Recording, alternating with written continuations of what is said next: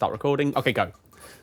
Okay, last time we left off, you guys had very successfully pulled off your mission of stopping the fiendish ritual outside of the Church of Order.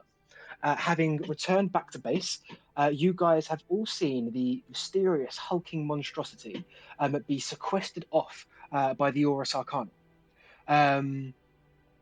And as the material they wish to bundle it away and keep it sealed, to you, Rivik, looked very eerily familiar. Though noticeably, Prince Leon, once this is completed and the beast is removed from Fortress Muran, doesn't seem to bring it up again. It's about a couple of weeks later, 1 or 2 weeks, when we kick off, when Revas signals you down to Maeus.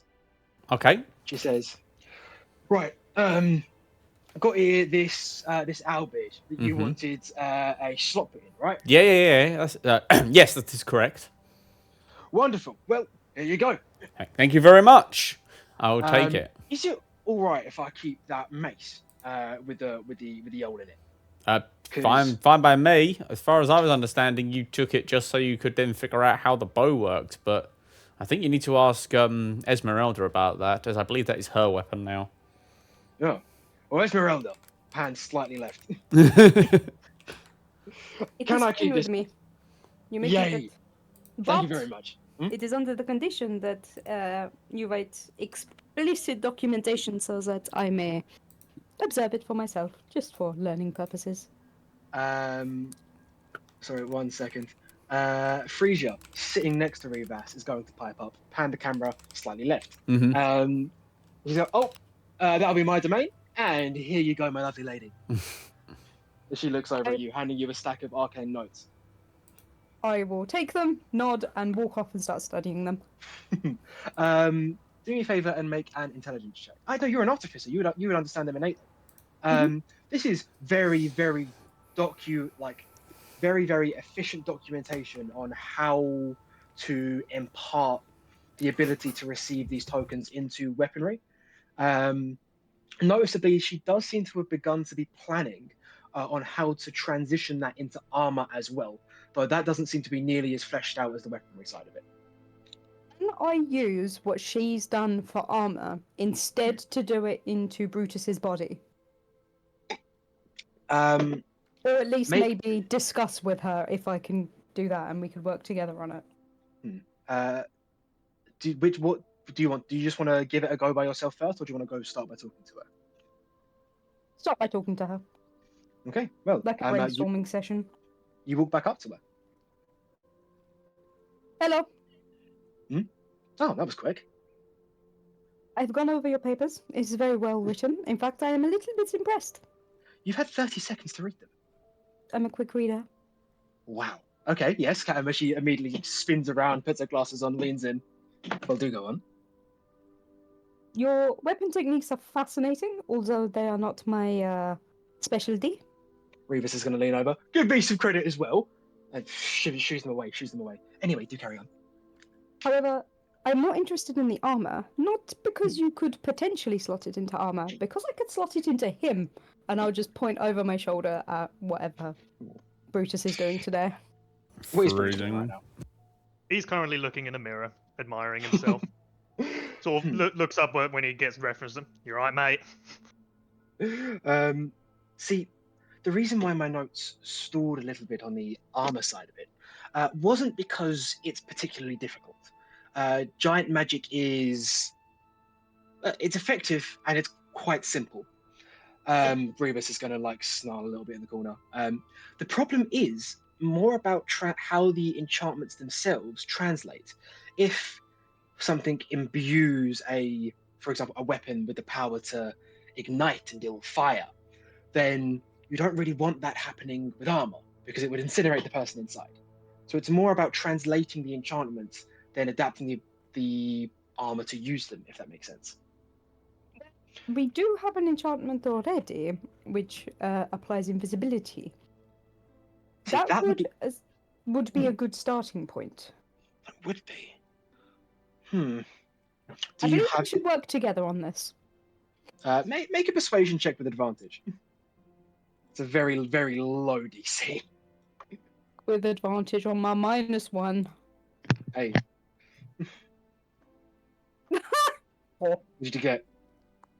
4. 4? 4. See, I'm hesitant towards sharing my more lucrative skills with other people. No insult to you or your ability, but if we do make a breakthrough, I would quite like to have the monetary rights to myself. I care not for money. I care for information. You can have all of the glory you wish. Hmm. In fact, I would encourage my name not to be in it. Well, in that case, we have a deal. You know, I guess even we with a should go 4, she can't reject the deal that fucking good.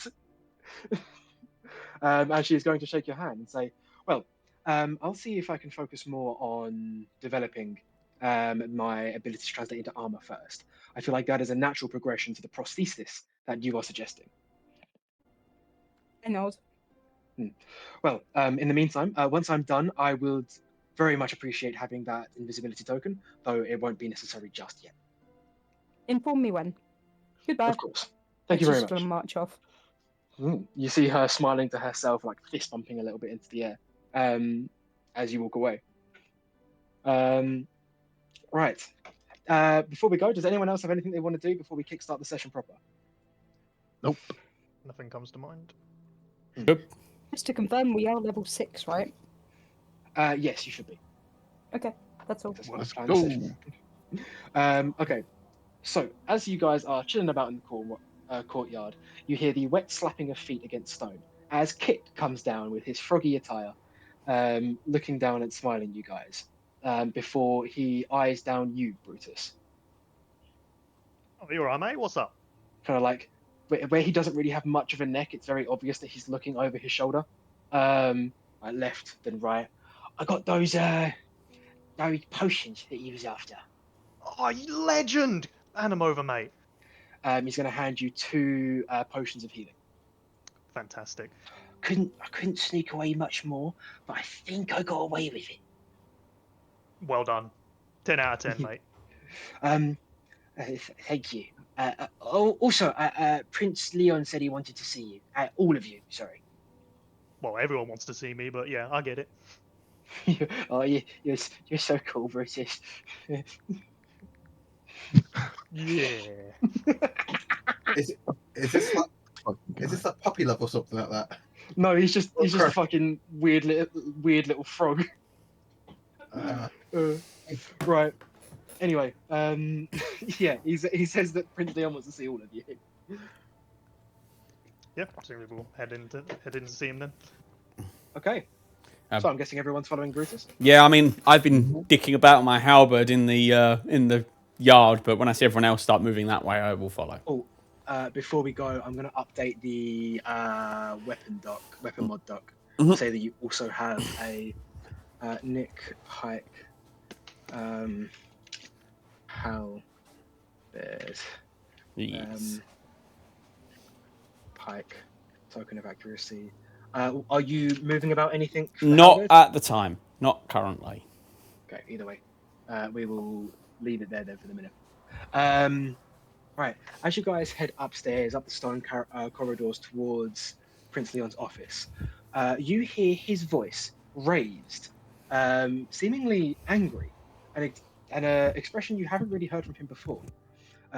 As you hear him, sorry, fucking tongue-tied. As you hear him say, "Well, if he thinks that's the case, then maybe he should come to this fortress and tell me myself." Followed very quickly by a seemingly older, sterner voice saying, "You should know better than to question your father, Leon. I expect better from you." As very quickly, you see a man step out of Leon's office, closing the door behind him. This man is shockingly mundane. Picture in your head the medieval equivalent of your average office worker. Plain clothes, short cropped hair, and completely uninteresting face. The kind of person who you would see in the street and forget you ever saw. And he looks at you, Five, and says, "Ah, so you're the mercenaries here. I've heard many things about you. My name is Adrian Gray. It's a pleasure to make your acquaintance." Pleasure to All right, meet you, mate. sir. Mm. Do we recognise with- that name at all? No, not at all. As he looks at you and It's says, related to Christian. "Oh my God, no." As he looks at you and says, "I'm with the Royal Administration, just here for, well, some minor relaying of information. I've heard, sparsely, about your service to this kingdom, and at least from the administration, I've come to extend thanks. You have served very well." Oh, cheers. Thank you, sir. We always seek to do our duty. Without any further words, he nods before not pushing, but walking confidently that you'll move out of his way. I mean, I I do. don't move an inch. Yeah, you're small, Brutus. It's fine. Yeah, You don't occupy much space in the corridor. you're irrelevant, is what he's saying. As he strides confidently past you, leaving the door to Prince Leon's office. I'm going to knock on the door frame before I go in. Oh, come in. I do so. Timaeus. You see Prince Leon is at his desk. There's a quite unusual amount of paperwork scattered about. He's got his helmet off, and he's just kind of like rubbing his temples against his forehead, seemingly very stressed. Can I glance at the papers and see what they seem to be about? It seems to just be administrative documents, war plans, movement of troops, invoices, indexes, stock movements, just administrative bullshit. Fair. Yeah. You recognize the importance of those documents, but you also recognize that you really don't want to look through them. Understood. Yeah, I ain't even going to give a first look at them, let alone a second.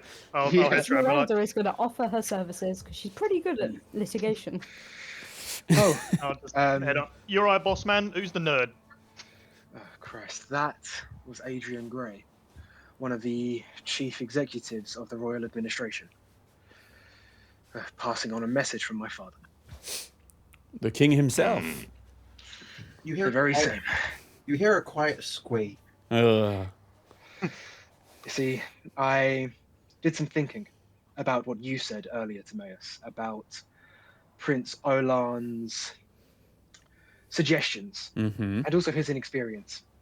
And I passed word to the administration to pass on to the king that maybe some more senior generals could be placed alongside Olan so that the war could be moved more effectively, trying to do the best that we can with the current circumstance. Wonderful. I take it didn't go well, though. Apparently, my father believes that placing this amount of responsibility onto a 19-year-old with no combat experience is the only way that he can learn to fight and lead effectively. And that I am not to give any more support, unless, of course, something more underhanded is needed. I see. But, unfortunately, there's not really much that you can do to help him. I can't send you to command his armies for him, and I doubt he would listen to anything you had to say. So unfortunately, it just looks like the Eastern Front is going to stall until Olan, well, makes a breakthrough. I need to trust the King's judgment. I know I should, but this feels... Unnecessarily complicated, sir? That's one way to put it. Either way, unfortunately, Gray is correct. I need to trust my father's judgment on this. He has not led us astray before. Anyway, sorry. He's going to... You see, like, his normal charisma come back to him as he smiles again, even though the bags under his eyes don't disappear. I do, however, have a different mission for you, unrelated to this. Because while our progress in the east stalls under Olan, our progress in the west stalls under Princess Madison. who I believe is the only one of my siblings you have yet to meet. Yes, sir. Wait, Well, hang on. I'm confused. If the East has got Olan and the other princess whose name escapes me at the moment. no, Lethyra is in the north, Uh-huh. but she went to the east to try and convince Olan to lock it. Then who's in the south? You. Oh, Leon. Oh, I thought we were centralized. That makes more sense now. No, Leon is in the south. Ah, okay, okay. That makes sense. Sorry, re-establishing where everything is. 4 fronts. Leon's in the south. Yeah. Okay. Yeah. The west is stalled under Madison. Now, this is for no fault of her own. Madison simply prefers to negotiate her way into territorial expansion. Unfortunately, she has met a Hobgoblin warband, which seem resistant to any talks. Your mission is to go there, talk to Madison, understand the situation, and secure that territory by any means necessary. I'm liking the sound of this. Does she know who will be coming, sir? She does. So I ask you to check in with her first. Mm-hmm. Apparently, she's heard of your ability both to fight and to perform other actions, and she's excited to working with someone outside of the military order. Well, we look forward to meeting her, sir. Of course. Any other details we need to know? Not yet, but there is one other thing that I wish to discuss with you. Your performance during your last mission. I could not be more grateful to have a team such as yourselves under my command. Sorry, if I can. Esmeralda, your quick thinking and your surgical precision to remove the specimen and save an innocent life was amazing. Rivik, your ability to dive in, focusing solely on the success of the mission, was outstanding. Brendan, your commitment to the church of demonstrating yourself as a leader and your combat potential was, at least from what I've heard from my relays with the church, very, very persuasive for your current post. And of course, Timaeus, your quick thinking to lure the beast away, making the church think that you've been killed so that it could then be secured by the Arcanum, was downright a stroke of genius. All of you, if there were military ranks, would be getting promotions. Unfortunately, we can't do that here. What I can do is give you all a hefty bonus, as he's going to give you each 500 gold pieces. Neat. God damn. That's a big chunk of change. Out of character. Did you deliberately miss out Brutus, or did I just not hear when you talked Don't about worry, him? Bruce has already taken notice Yeah. of this. Yeah. Was Brutus there? Yeah. Yeah, Last Brutus. I'm pretty sure Brutus was there, right? Oh no, sorry, no, this was the one I missed, wasn't it? Sorry, Yeah, apologies. Brutus Was wasn't it? there. Oh man, I completely. Yes, because I was in. All right, you Brutus doesn't realise that. Brutus. Sure. Yeah. Still offended. Still But Brutus, offended. you do still get He still you do still expects get to be like hyped up. No, Brutus, you do still get the 500 gold pieces. It's No, just- to be it- honest, Bruh. because I wasn't there, like Bruce doesn't really care then. Like, Oh, okay, No, good. you- But he still you gets do the still- money. You do still get the 500 gold pieces. Oh, yeah, It's no, split he out to cares each about the member of money. the group. Yeah. Which you Okay, get, cool. so it's all good. Man, I really was expecting like a full-on tangent there for a sec. No, I was you sitting were there judging like, how does Brutus storm out of a room? no, you were placed in a situation where it would be next to impossible to secure a perfect outcome, and yet you managed to anyway. The church is happy. The covenant remains intact, and yet the Arcanum still has the research materials that it needs. Thank you. Of course, sir. We're just doing our job. Well, you're doing it to an impeccable standard. May I ask if there's the beasts gave up far too easily. It is being restrained, right? We have the entire might of the Arcanum focused on keeping it locked down and secured. Okay. If, for some reason, it did do so and get captured intentionally, then it severely underestimated the Arcanum's ability. Perhaps. Never mind. Nevertheless, perhaps we should focus on our new task. Well, I have nothing more to add. Head west. You'll find Madison. He points to a western spot on the map. Here. Best of travels. So, I will leave. Your Okay. boss man. He nods, and you see his after, like with you guys leaving, his expression seems softer than it was when you came in. Yeah, I knew he liked us. We were all. All right. By the way, Are you kidding? Do you know how many fucking opportunities you had to fail last session, and how every single one you dodged excellently? Nope. I don't think that far. Web again. Right, Josh has left. Oh, he'll be missed. We'll Couldn't handle the wait for him praise. to come. In the meantime, I would like to wait for everyone and gather them up and Right. begin to monologue until Josh returns. by the way, Brendan is very puff chest, very proud right now Mm-hmm. because he was so good job. Yes, he was. By God. By God. No, by Jesus. As you go, okay, Josh, are you back? Can you talk? Yes, sorry, yes, Okay, I good. had a phone call. Lovely. Right, as you're leaving, Connor, you see a familiar-looking figure walking into the main gates of the fortress. High Priest Sacristan is there, as he looks at you with a smile.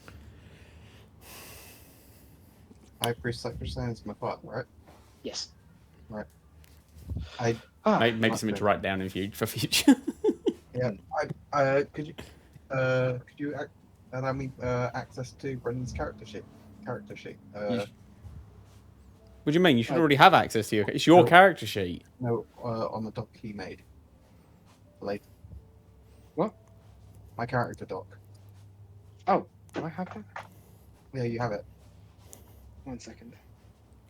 That's why I write stuff in notes on the actual just character sheet. Mm. But, you know. Okay. Either way, we'll sort that out later. For the minute, High Priest Sacristan is there, looking at you with a smile, a sealed letter in his hand. I ignore the letter and I give him a hug. It's good to see you, son. Now, the results of your examination are here.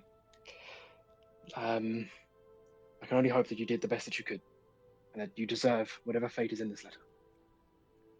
I take the letter from him reverently. Mm. And, is it like sealed with wax or something like that? Yeah, sealed with wax. I pop the wax. I pop the wax seal. Mm. And I pull out the letter and read. Okay. The notes provided by the cleric of Lauren during the time of Paladin Brendan's examination painted an interesting picture of a man. Undeniably, they painted a picture of someone with little to no leadership experience, something that would usually disqualify any paladin from advancing further in the order. However, these notes were not in isolation. Paladin Brendan acted with the utmost concern, both towards innocence and towards his comrades. He was cautious, perhaps overly so, but he did so only out of a desire to protect his comrades and ensure the success of a mission. His friends clearly acted in mock displays of reverence towards him, but this only confirms that they held a respect for him and a desire to see him succeed, something that would not be born if Paladin Brendan did not possess the ability to forge friendship and alliances that transcended anything else that a man can ask for. His leadership experience is not a fatal flaw. This is something that can be developed and trained over time. Instead, the mark of a paladin should be born from the quality of his soul and the strength of his character, something that Brendan possesses in droves. It is with great honor that we accept Paladin Brendan into the higher ranks of our order and hope to see his journey to success continue. With many thanks, the High Council of Loren. I hold the letter shakingly while mumbling under my breath. I did it. I did it. As I engulf my father in a bone-breaking hug. I never doubted you for a second, my son. Please let me down. I let him know. Now. Well, this definitely will earn you more prestige.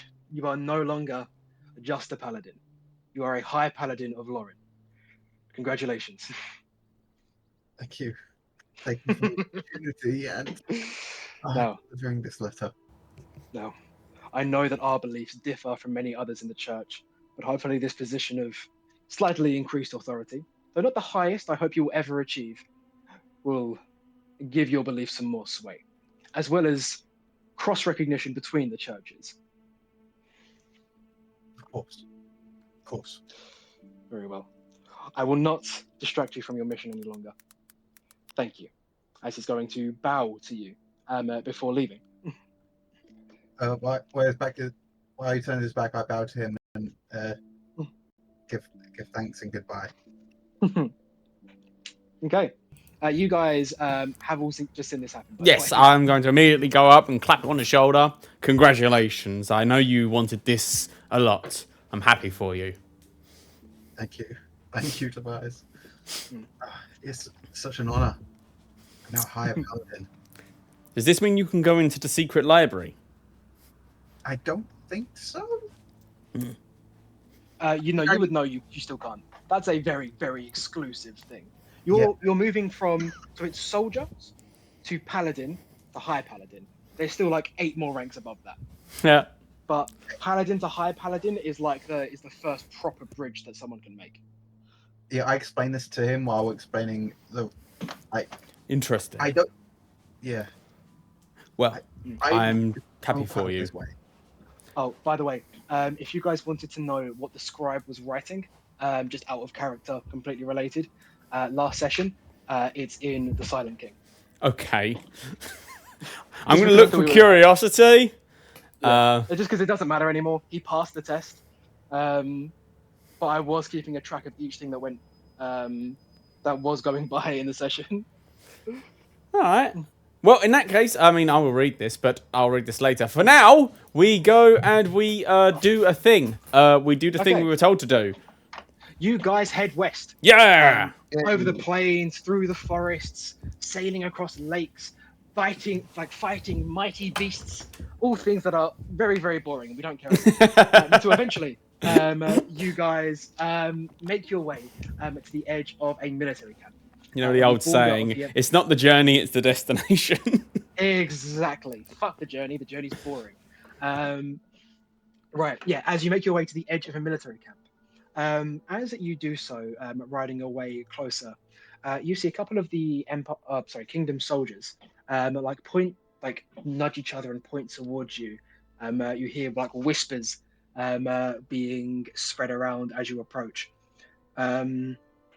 Before one of them, a soldier with a halberd on his side, is going to step in front and say, Are you guys? He's gonna look around like comically over his shoulder. Are you the last resort? Yes, that is us. And you are? Oh my god, it's them, guys. Oh, sorry, yeah. Sorry, my name's Danny. I'm one of the soldiers here. The princess is waiting for you. Let me go announce your presence. As he's going to skip his way towards deeper into the camp. I turn to the others. I thought we were supposed to be like a covert squad. How did everyone know who we are? That's probably my fault. Yeah, I agree. raise my hand and point to me, you, and anyone else in heavy armor. That'd be Esmeralda. Hi, Esmeralda. I don't think we can stealth. Yeah, but we're not exactly walking around billboarding ourselves, right? My armor is shined up. This is fair. I am a walking billboard. I am not. Right, sorry, Danny's gonna come back. Right, sorry, the princess knows that you're here. Obviously, feel free. What's ours in this camp is yours. It's a real honor to meet a independent contractor. Wink, wink. Nudge, nudge. Sorry. Like yourselves. Yeah, thank you for coming. We need someone with your expertise to really fix this mess. Yes, mate. The pleasure is all yours. Oh, it's you hear him just like kind of squeal as you say that. Sorry. Yeah. Anyway, through here. Let me show you around the camp. As he's going to pass you on, show you the barracks, the stables, the canteen, the barracks, into You've shown us the eventually barracks showing already. We've been here before. He shows you the barracks. God damn it. Before leading you to barracks. the royal tent in the center of the camp. I mean, is it in good nick? Is the camp appear fine? Is it being well the camp- managed? Yeah, no, the camp appears. It's actually like for a military camp, it's shockingly clean. Interesting. Well, Prince Leon, His Holiness Prince Leon, did say His Her Holiness Princess, what was her name again? Madison. Princess Madison, was more diplomatic and less warband. More like, yeah. More like. Interesting. All right. Entering into the royal tent, you see no one in armor. Very distinct from the other war camps that you've seen. These all seem to be men and women dressed in clean, fine robes that aren't overly ostentatious, but clearly speak of wealth and power. And sitting over a battle map in the center of the room, standing over, like questioning it slightly, is a young woman, maybe slightly younger than Leon, in her early 20s, short cropped red hair, a kind face, and striking green eyes that as soon as you walk in, dart up towards you before being met by a warm smile. Ah, if it isn't the last resort, I was wondering when you'd show up. Timaeus is going to step forward and bow low. Pleasure to meet you, Your Majesty. Oh, please. Any friend of Leon is a friend of mine. Stand straight. He does so. Oh, that's fun. That's fun. He stands erect. Wait. You see her kind of like giggle under her breath. Oh, that is fun to do, isn't it? No. Well, please make yourself at home in my tent. What's mine is yours. There's some grapes and rations in the corner. We don't have much wine left, but there's certainly some refreshments there. No drinking on duty, ma'am. He's gonna turn towards you, Esmeralda. I like this one. He's good. Rick's already drinking. Of course he is. You got the spray bottle out as he's standing near the wine. No, Timaeus is just standing to attention. He's trying to do a good impression like he did with the other two royals. You know. Will you be giving us our debrief, Huh? Your Highness? Yes, no, I can jump into it straight away if that's what you wish. I didn't know how Perhaps the somewhere journey. more private. Perhaps somewhere more private. We're in her private Very well. quarters, aren't we? I thought we were just outside, still getting. No, the you're tour. in the tent. Ah, No. then, yeah. She has her advisors and diplomats around her, which she can ask to leave if you would like. No, it's fine. I thought we were outside. No, it's quite it's not nearly as ostentatious as Prince Olan's tent was, but it's still regal and fine. And she says, "Well, we've been advancing west for quite some time. My deals and political machinations have brought us more territory than any other front. It's actually been quite remarkable the rate of our expansion. But we seem to have come to a bit of an impasse. My hope was that this area of the country, the Western Steppe, just these out of character, you would know it's mostly long, open expanse of grass. It's a massive grassland. Think of like the Russian steppe. Yeah. My hope was this land would be mostly unoccupied, allowing for our quick expansion into more civilized areas. But we have apparently bumped into a Hobgoblin warband, and they have not taken to our advance very kindly. I still hoped that maybe there'd be some kind of negotiation that we could do, something that I still hold faith in, mind you. But my attempts, at least, have been flawed. Now, the Empire has to carry on expanding by any means necessary. And if they underestimate me or my combat abilities, I will not hesitate to throw the army at them. But I still want that to be avoided. Very wise. Not only is peaceful methods preferable, but it also conserves strength for when absolutely necessary. Exactly. And the hobgoblins have already killed 4 of my men and injured a dozen more. While I fancy our chances if it was to break into combat, I'm not quite sure how much more expansion we could do, at least until more reinforcements came in, if we were to face them in open battle. For nomadic savages, they do seem to be quite militarily advanced, at least in their strategies. What do I know of hobgoblins? Make a history check. Or it'd be history. Okay. That is a 12. As a 12. You would know that hobgoblins, they're a broad bunch. Specifically, you've heard rumors of hobgoblins in the Western Steppe, and they travel from place to place. They do raid villages and they do kill innocent people, but at the same time, if you're not as familiar with the in-depth nature of their culture. I must confess to not knowing much about hobgoblins. Do any of you know anything about them? Tend to be quite Can I easy to think back just of axe my with. history books? Because that's Yeah. all my knowledge would be. It wouldn't be anything Yeah, no, actually. make a history check. See what you've read. Natural 20. Oh, shit. Natural 20. 27. You actually, before you left, you read a in-depth encyclopedia on hobgoblin culture. You would know that hobgoblins used to be native to the Feywild before being subsumed by the evil god Maglubiet. Now, hobgoblins have a very deep nomadic culture, especially in the Western Steppe. And yes, that does involve raiding villages, but it also involves a very fierce territorialism. They are aware of the current state of the developed society and have actively chosen to retain their ways, preferring freedom over subservience to any lord, whether that be Maglubiet or the lords of Empire. I will trauma dump all of this.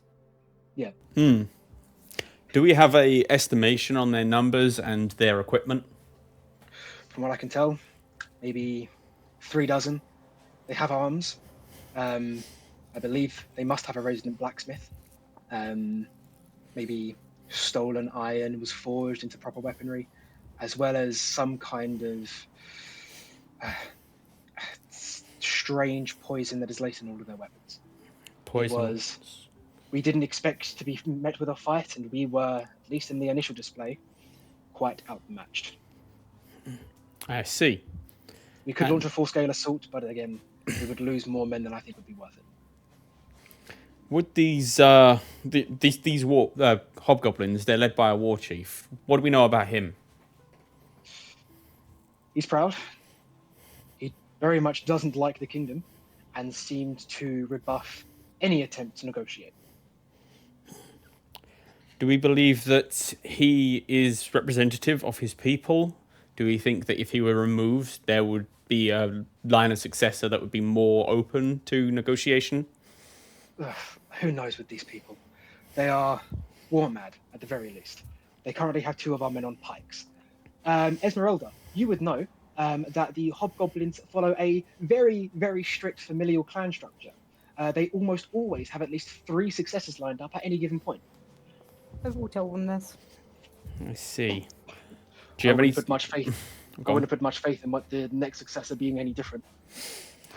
Well, it seems to me, and this is just thought out there, we have 2 options. We either find some way to coerce or force them into following orders, as I doubt that diplomacy will work if they are so staunchly against the kingdom, or alternatively, we find some way to remove them properly and completely without casualties. Oh, I like the sound of that second option. Well, truth be told, I am at an impasse here. I'm not quite sure what to do, which is why I specifically asked for your help. Prince Leon speaks very highly of your abilities. It's always a pleasure to hear that, ma'am. So, she adopts a stereotypically regal pose, clearly not taking herself very seriously. With the power invested in me by the crown, I grant you the royal authority to take command of the situation. Tobias looks away and he's like scratches his cheek and he's very desperately trying to hide an amused smile. I trust your judgment. Brenda's popping No, out of his press. Just in pride. You serve this kingdom remarkably well. And, well, I will follow your lead. We will give it some thought, ma'am, and get back to you once we have a plan of action. Thank you. Okay. Is there a place we can set up? Anywhere you please. Too many jokes. I move forward. That was Nick. That was Nick with too many jokes, not Tobias. Tobias very stoically I know. nods his head and moves on. All right. We gather elsewhere and we plan. Guys, do you have any ideas? Because I must admit, mine currently consists of sneaking in, which I'm not very good at, or just a full frontal assault, which I don't see going well. I have one, and it's what I like to call the Mongolian model. I'm listening. So, Mongolian culture is the same as it was during Genghis Khan's time. They've just adopted modern technology into it. Instead of riding about on horses, they They now still ride run about. around on horses. No, they ride about on quad bikes. It's fucking awesome. They You've heard. seen their weddings and their raves. They bring horses. Yeah, and they still have horses. It's really cool. I love Mongol culture. So Sorry, I'm carry on. thinking that. What, we riding on horses? No, we encourage them Riding to on quad bring bikes. in their culture into the empire. So put them on a piece of land that is not advantageous at all, is not remotely beautiful, will not be expanded to, has absolutely no value at all to anyone else, and they can be nomads. This isn't the Mongolian method. This is the Native American method. No, the Native American method is mass genocide. It's putting them on a reservation first. There's not. Mongolia is not in an advantageous spot. Mongolia has nothing that China wants and nothing that India wants. That's why it's been No. left alone. They can just chill on a step. So if that is their only option, they don't accept it, we are in their camp already and we just kill them all. We're powerful, but 3 dozen? That's probably too much even for us. There's not going to be 3 dozen in a tent when we're talking to them. I appreciate the thought, and I do think it has merit. I do think we need to find some way, however, of thinning the numbers before we have this meeting, no, because a tent is not arrow-proof. We do not have a single way to thin the numbers. As in, the only person who could be sneaky is Revik and maybe Brutus. If I'm in the mood. Well, we don't necessarily have to thin the numbers ourselves. We do have an army here. If we requisition a few men to, I don't know, shake the metaphorical spear, draw them out, then whilst those hobgoblins, no, not hobgoblins, yeah, hobgoblins, whilst those guys are away, that's when we go in. Can I recall any hobgoblin wars? Any wars? Yes, or battles that have featured hobgoblins. Oh yeah, no. Again, you've read the encyclopedia. You know dozens of different battles, mostly either raids, or the hobgoblins defending their territory. They are very, very big fans of horse-based cavalry maneuvers.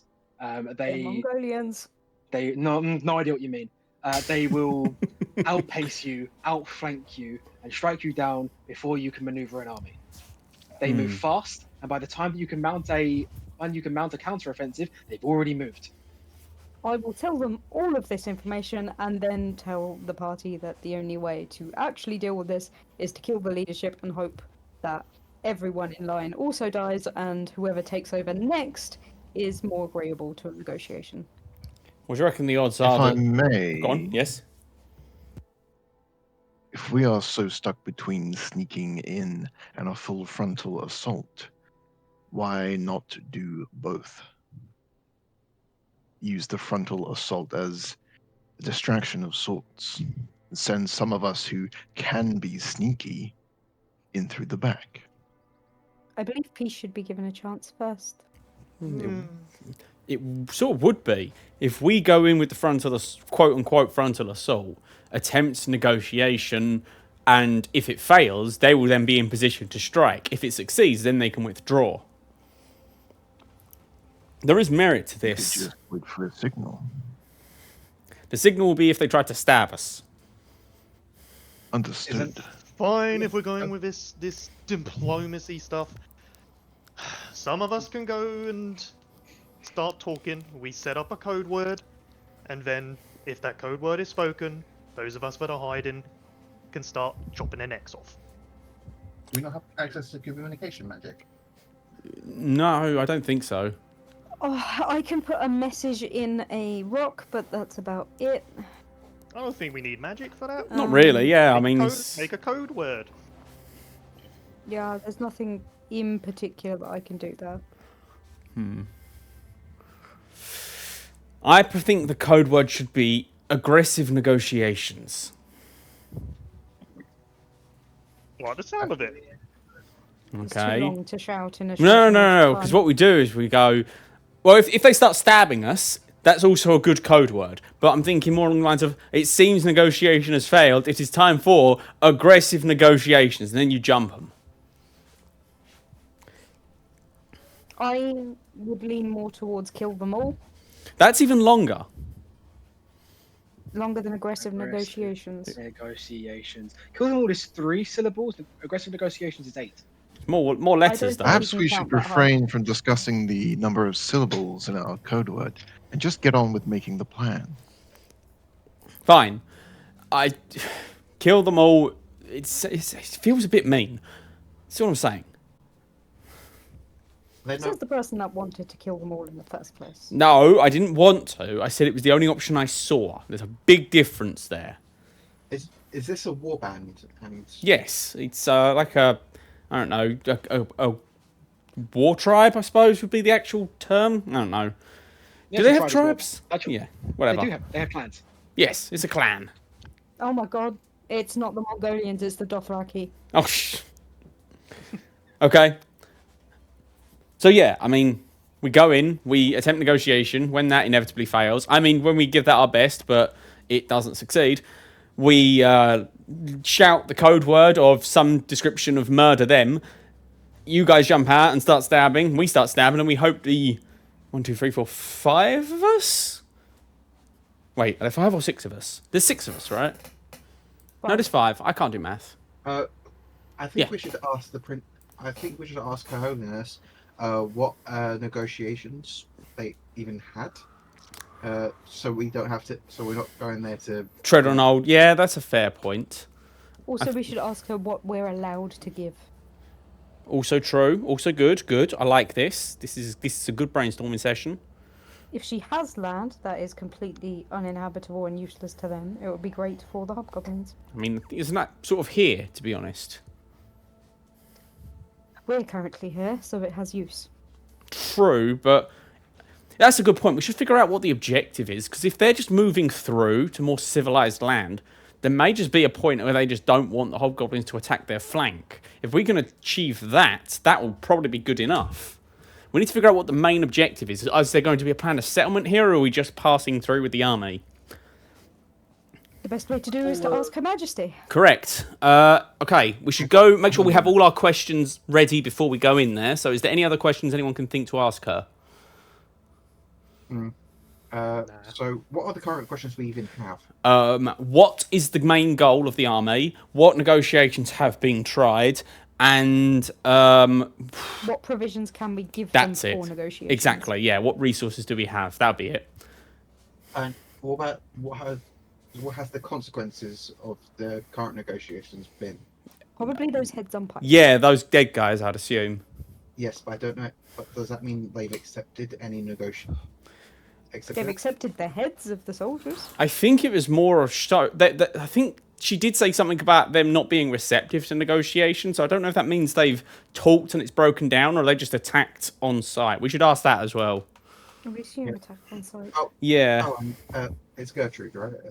No, Gertrude's the other one. This is Esmeralda. Esmeralda, since you know so much about hobgoblins, do you know anything about their, trade culture? God, what do I know about their state culture? You would know that they don't really recognize currency in any given form. It's solely just goods for goods. Okay, so the barter It's, system. and yeah, it's a barter system, and there's no like net agreed upon value exchange. It's all contextual. I'll tell Brendan all this. What about favors or honor? Do they have it? They care about commitment to a clan and like commitment to a clan and a bloodline. They don't have like honorable ideals in the same way.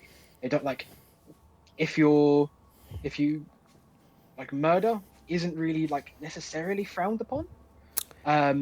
But murder against a member of the clan is like worthy of death in return. Hmm. Okay. It's a very different moral system than what you're used to. So don't stab your homies. Pretty Basically, much, yeah. Loyalty to the clan. Is So what if matters we the could most. find some way of getting one of us inducted into their clan, they would show loyalty to us. Brendan, how do you feel about an arranged marriage? Brendan is currently spluttering and just completely blue screening. That's a After he said no. that. That's a no. Do Something I to know keep in mind. about any outside marriages of non-hobgoblins to hobgoblins who are part of a clan? Oh yeah, that has happened. But in order for that marriage to be accepted and recognized, that person then needs to live and stay with the hobgoblins and more or less forfeit any real ties to the outside world. They can still like recognize other members of their family, but if they then need to choose between their old family and the hobgoblins, they need to choose the hobgoblins. We need to talk to the queen and ask her if her left Queen? hand is willing. Princess. Yeah. Princess is willing to talk or sacrifice herself or himself to be married to a hobgoblin leader. Would that even work? Because he just said, or you just said, because you explained the situation to me using your mind and voice, that upon the marriage they'd have to forfeit all ties to the kingdom. That wouldn't really benefit the kingdom then, would it? It would be like a case Yes, it of... would, because it's not the princess we're marrying off. It's her left hand. The Yeah, sister but hand. that's it's the same. It's the same deal, though, isn't it? Because No, if it's not. It's underhanded tactics, and it puts an agent inside. oh, you're talking about putting it in as a spy rather than like a diplomatic thing. You are so slow, but Yes. Wait, no, I know you sound what you was I was going to say. going to say Brutus. You are so slow to miss. I feel like I'm being picked on here. I don't do underhanded. I don't follow underhanded stuff. I'm a soldier. I stab things really good. Anyway, you guys go to the princess. She's again looking over the map, talking to a diplomat about different negotiation tactics or something. She says, well, have you come to some kind of plan? We have several. Okay. First things first, we do have some questions. The first and most important of which is, what is the ultimate goal here? Are we going to colonize this land, or are we just passing the army through and we just don't want the hobgoblins to attack us? It's a bit of both. The steppe is incredibly fertile. The kingdom would make great use in conquering quite a lot of it to use as an agricultural hub. Is there any... And Sorry. in turn, but our ultimate goal is to carry on expansion westward and secure any territory in the meanwhile. If we leave this land unconquered, then it means trade routes will be unprotected, going deeper west. I see. Is there any land that we possess that we'd be willing to put, swap with the hobgoblins for this land?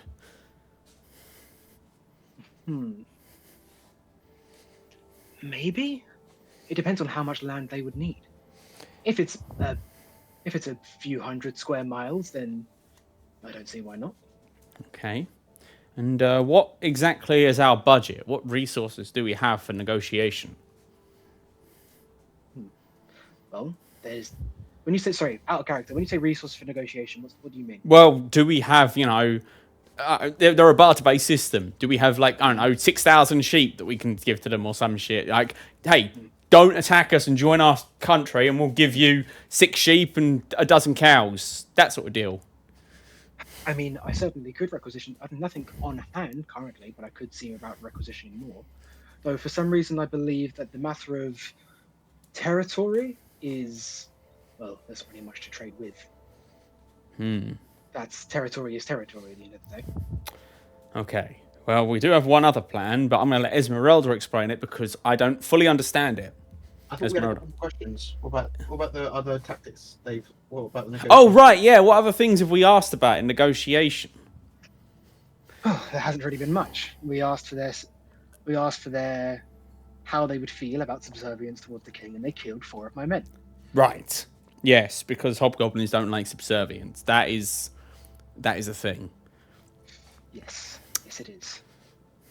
Is subservience actually necessary? Is it not possible for just peaceful coexistence? Ultimately, the crown wants control of this land. Peaceful coexistence means they have an equal say in how this land is governed. That simply wouldn't be true. They would be allowed to exist freely, so long as they do not extend their warlike tendencies onto the crown's people. How they would have their own land to live on as they see fit. We would not interfere in their daily practices.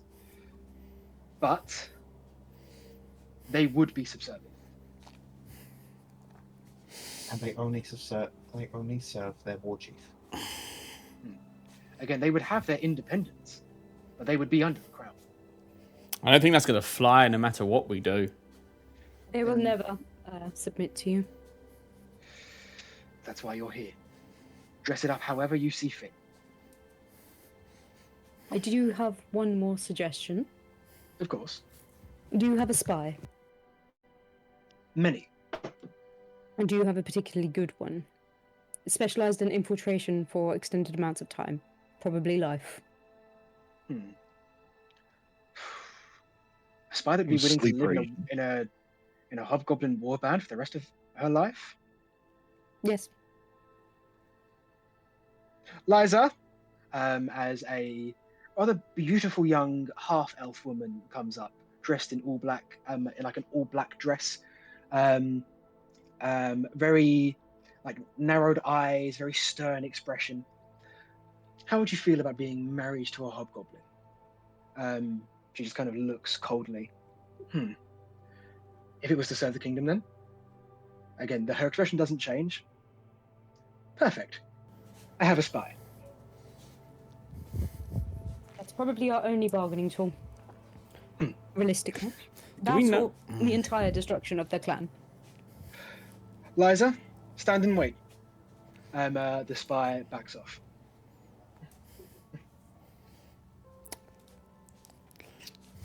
Are we To the others, I've said my actually... piece. Is this really the best way? We're talking about someone giving up their freedom for life so we get a bit more land that we, to be quite frank, don't need that much. We wouldn't even do anything with it. It's the greater good. mate. Liza is going to speak up. You do not speak for me.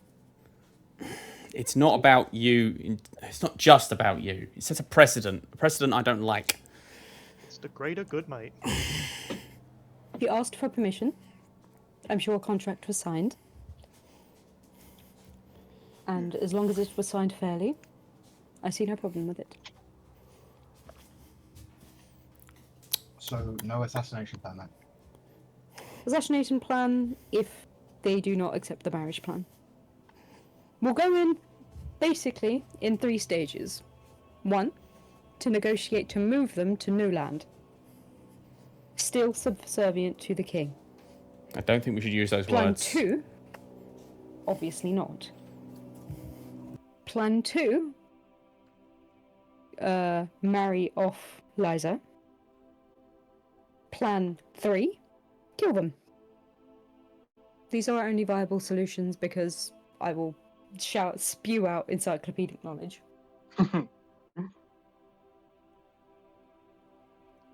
Esmeralda, in your knowledge of hobgoblins, would you say that they are naturally evil? I mean, I would say they're insular more than evil. But what does God say? No, that's up to Esmeralda to decide. You know their practices. You know how their culture operates.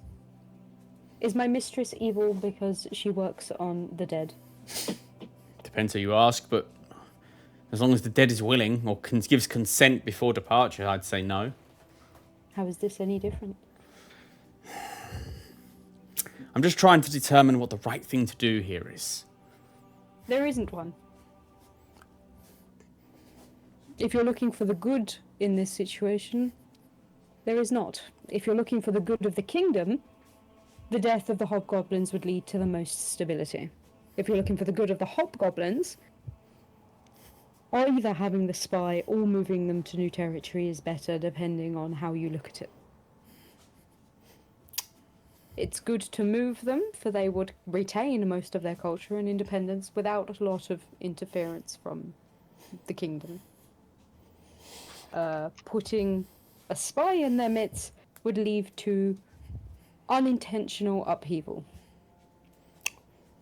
Okay. I suppose all that we can do is try and meet them and work from there. If you're looking for the best thing, the truly good thing to do, it would be to support the hobgoblins. That is not an option, obviously.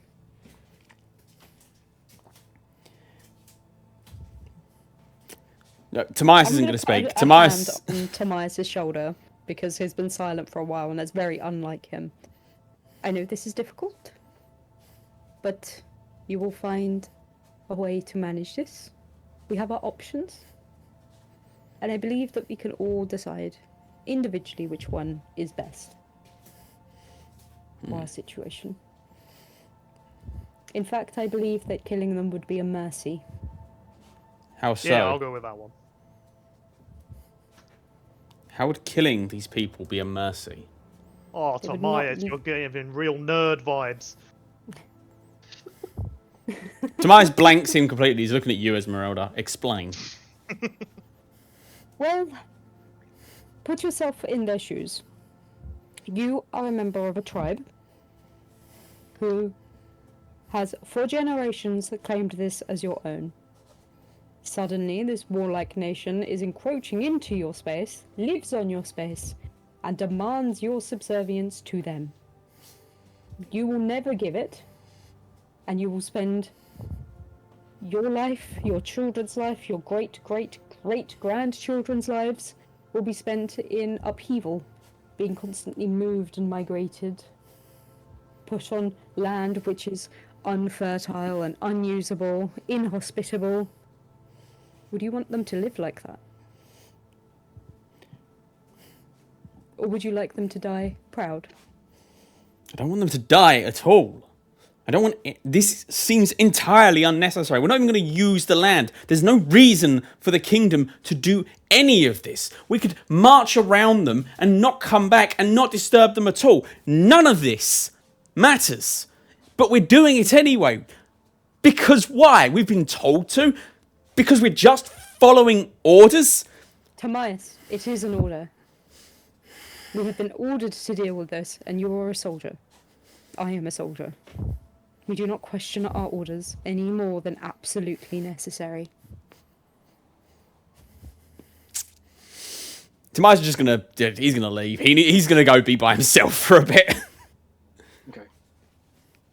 By the way, Brendan is currently having a mild crisis of state and just staring blankly at Tomias's back because he is questioning and challenging a divine order from him. Right. I'm We'll going leave to lock eyes with Brendan. Just to try and figure out what he's thinking. Is he... I want to know if Brendan is thinking that Tomias could be a traitor. Brendan is conflicted because he is basically Tomias is Brendan's closest friend, and his faith is he's basically just come out of a insanely cultish situation, loving family and everything like that. But Tomias is giving opposing views, and he's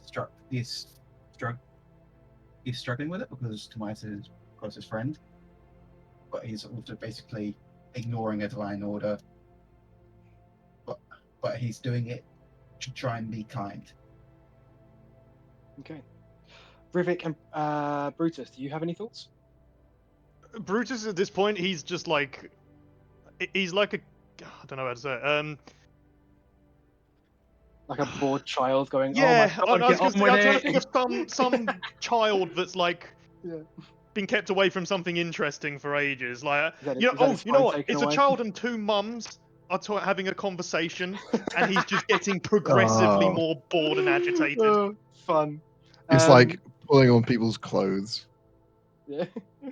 Mom, you said we could get McDonald's. Rivik, do you have any thoughts? I think he's human and conscious enough to understand the conflict, but in his eyes, he's the whole deal of like, you're allowed outside as long as you do what we ask you to do. So he's just kind of waiting. He's just like, I'm gonna let these guys have their time, but like, I'm ready to do shit. So not impatient, but just like, call me when you're ready. Okay. Timaeus, as you have taken a step out to sit down somewhere and breathe, consider what you've been asked and what you're going to do. As you're doing that, you look up and see a figure approaching you. Again, the elegant silk dress, the short cut red hair, and even from this distance, the piercing green eyes of Princess Madison approach you. She's got a warm smile on her face, and she sits next to you. As she does that, I need you to make a wisdom saving throw for me. Oh shit. I'm not great Being at charmed. those. 3. 3. You get the immense feeling that she is here to listen and understand more than anything. You can see it deep in her eyes that she is deeply, deeply empathetic. As she looks at you and says, Timaeus, what are you feeling? Confliction, Your Majesty. Of course.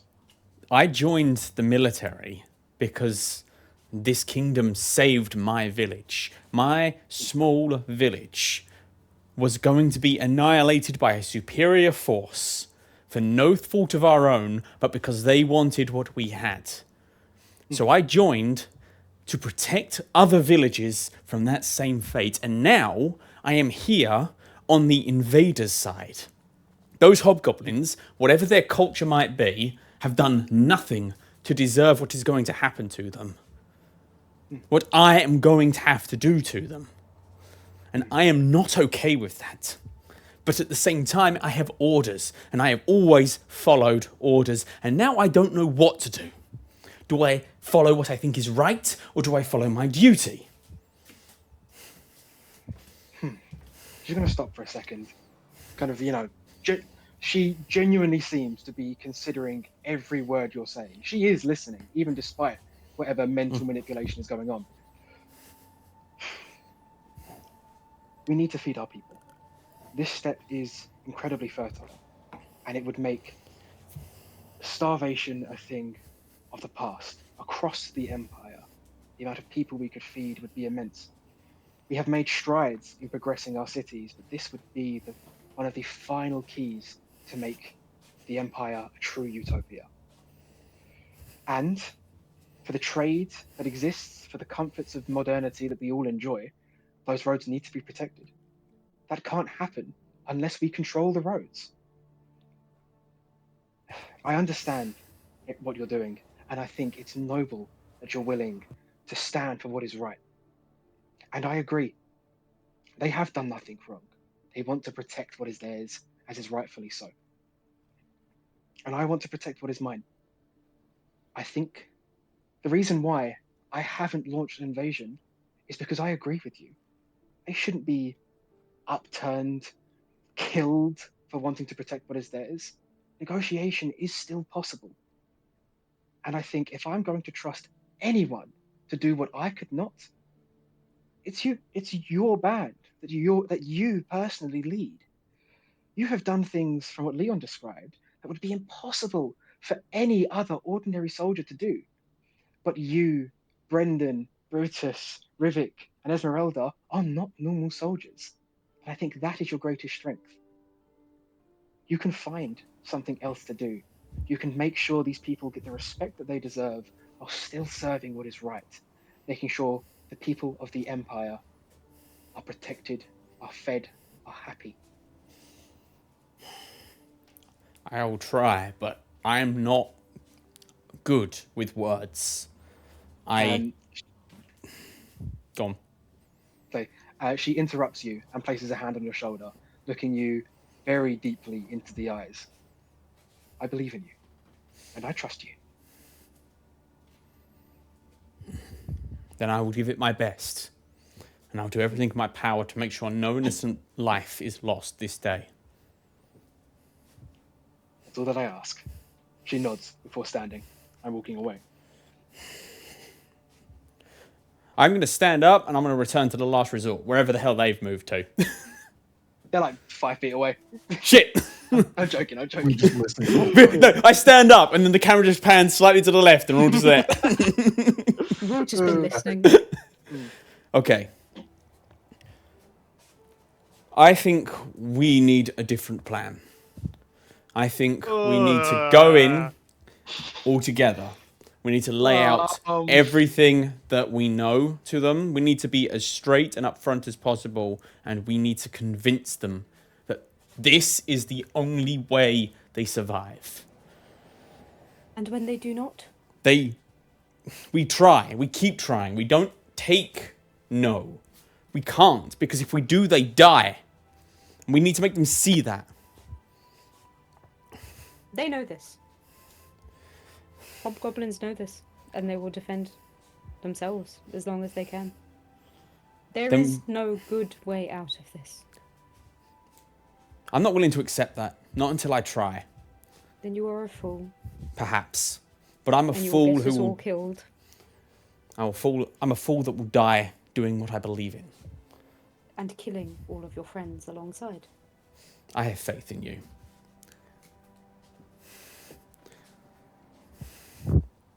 I'm going to turn and just start walking away. You guys head towards the Hobgoblin Warband. It's maybe like an hour or two's journey by foot from the royal camp that you were positioned at before. You see like the group of tents like muddled in the distance, a couple of rising pillars of smoke from some campfires that are dotted about. Off in the distance, you see a Hobgoblin woman, red-skinned, nose pressed up, long black hair braided, looking over a small herd of sheep. You're far away, maybe a couple of 100 feet, too far to talk, but you can feel her eyes studying you as you walk by. Getting closer towards the camp as a whole, a different Hobgoblin meets you. A Hobgoblin man dressed in half-plate armor, bow on his back, hair braided, on the back of a horse, looking over a half dozen other horses, mares and stallions alike, that are peacefully grazing in the grassland. He smiles at you and waves you down. I will approach. Oh, safe to assume, based on your arms, that you are from, well, the kingdom, are you not? Yes, sir, we are. And we are here with negotiation with your war chief. I would advise caution with your wording. You will be, as long as you do not attack any of our, well, kin, you will be welcome to travel across the camp as you like. But our current war chief, he is prone to insult. I will do my best to avoid anything that could be construed as an insult. It didn't end well for the last soldiers that came through here. And I hope you do not find our display too off-putting. But it does serve a purpose. May I ask what that purpose is? A recognition that, at least martially, we are equals. Understood. Very well. Oh, also, I don't suppose any of you speak Goblin, do you? Nope. No, I speak Elvish. Nope. Checking. Oh, yes, I do speak Goblin. Hey! Say, I I speak do not. better common than most in our tribe. Oh would God, be is Brutus going to be well our translator? You would be well advised to at least approach in our tongue. It's more respectful. I see. Well, I suppose in a Goblin tongue, I'll be like, "Don't worry, mate, I got you covered."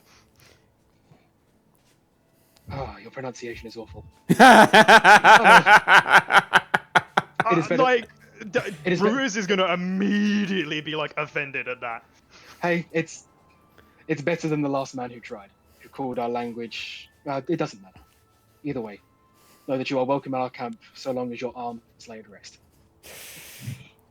Okay.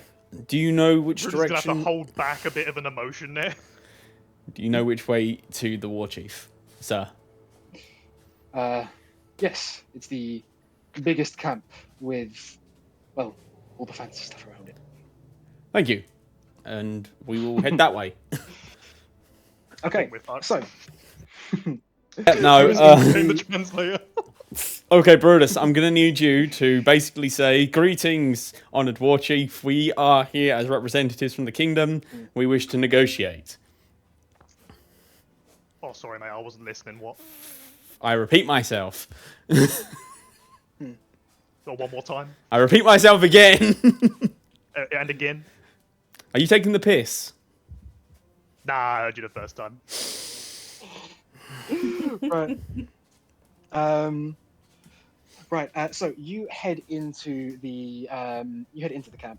You see, again, maybe about 20 or 30 hobgoblins of fighting age, alongside maybe another 20 who are either elderly or children, all existing seemingly quite peacefully in this area, aside from a rather vulgar display at the entrance, where the main path leads into the camp proper, where two guards, their bodies still fully intact, have been impaled, bellies and faces to the sky, being held maybe about 6 feet off of the ground, dried blood still dripping off a spearhead. that is poking straight through the middle of their abdomen. So I think it's best to ignore that for the I time see if being.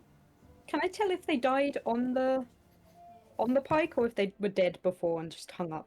Make a medicine check. As I'm so proficient in it already, can it be done with advantage? I would say because you have proficiency in surgeon's tools, I would give you advantage on this. You're very good at analyzing how sharp objects pierce people. That is a 21.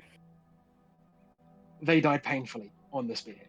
They have other battle-borne injuries. They were clearly incapacitated first, but I will not share this information. Be wise. as you are looking through, again, the 20 or 30 fighting age men, actually, I say men, you notice that every adult seems to have weaponry, men and women alike. They don't seem to pay you much mind as you're walking through, with the exception of one man, a hobgoblin who is currently over a grindstone, sharpening a greatsword, who eyes you with suspicion as you walk past. I mean, I don't stop. I keep going. Okay. Unless someone else wants to do something. Just is holding his tongue. Okay. Rare moment of fucking self-reflection from Brutus. Love to see it. As you head towards the big fancy tent in the middle, you see. You guys have all played Fallout New Vegas, right? Yep. Yep. You know Caesar's tent? Yeah. You know Caesar's tent. It's Caesar's tent. Oh, good. As sitting at a throne, flanked by two guards with braziers lit on either side of him, is a hobgoblin in full plate armor, an enormous shield rested against the chair on one side, and a brutal-looking greatsword on the other. As he leans forward and speaks to you as you approach in Goblin. Ah, so the outsiders try and approach again. What? You come to beg for forgiveness, or once a man demand my subservience? None of you understand what he's saying apart from Brutus. I looked at Brutus. Uh, right, you're gonna see Brutus. He's gonna like, just like, ready himself. You see him readying himself up, and then you see him give him a couple of slaps on his own face, and then like he just sort of takes a large deep breath, and then he'll say in Goblin, "Hello, sir. We're here to negotiate." Close enough. I don't know the difference. Negotiate for what exactly? Well, sir, I'm not the best person for the negotiating itself, but I would be honored to translate for you. And then I'll point to Esmeralda and sort of say, "Tell me what you'd like me to translate." All of you see him kind of like lean back in his chair and place a hand against his chin as he smiles at you. You are more respectful than the last. I will hear what you have to say. What language does he say Thank that you. in? Goblin. Oh, okay. And then, yeah, so I've turned to Esmeralda to sort of begin negotiations. I'm impressed, Brutus. You've managed to not immediately like start a fight. I didn't think you had it in you. I suppose, like, yeah, I'll before actually saying to Esmeralda to begin, I'll relay everything he said. Yeah. And then, turn to Esmeralda and be like, begin. We're just going to assume that you're puppeting Esmeralda's words directly. If that's all right. Yeah, rather than like I jumping will back and forth. translate word for word whenever Yeah. she says something, or anyone says Okay. something. Yeah. You're Esmeralda just didn't want to do this talk because she thinks they're going to die anyway. So she's going into this talk fully expecting it to go wrong. Mm-hmm. Greetings, Chief. We are working directly with the Queen, the Princess. And she wants us to move your tribe.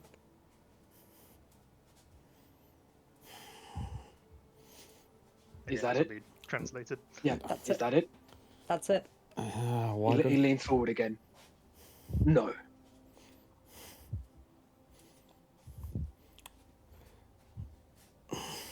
They are willing to kill you over it, and we are not entirely enthused at the idea of that.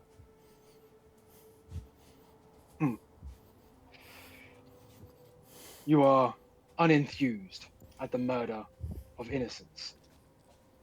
I hope you do not expect applause. More resignation. Tomas' entire body language is he wants to speak, but he doesn't speak Goblin, and Brutus can only translate one person at a time. So he's just simmering in visible frustration. He's going to look towards you, Brendan, as he speaks in broken common. You, man of church, recognize symbol. You think?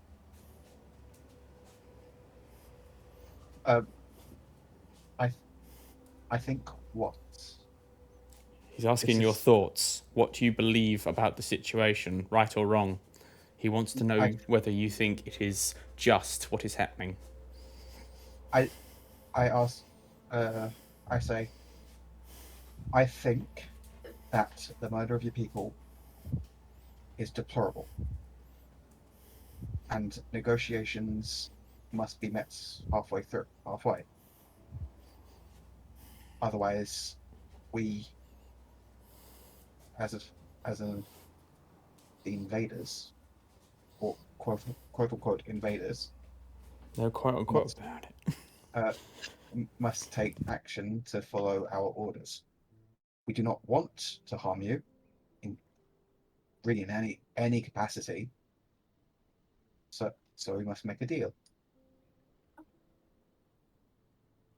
I think a fighting with words is much better than with the blades in this situation. Fight with words. As he switches back to Goblin. Your tongue is filled with subterfuge and hidden meanings.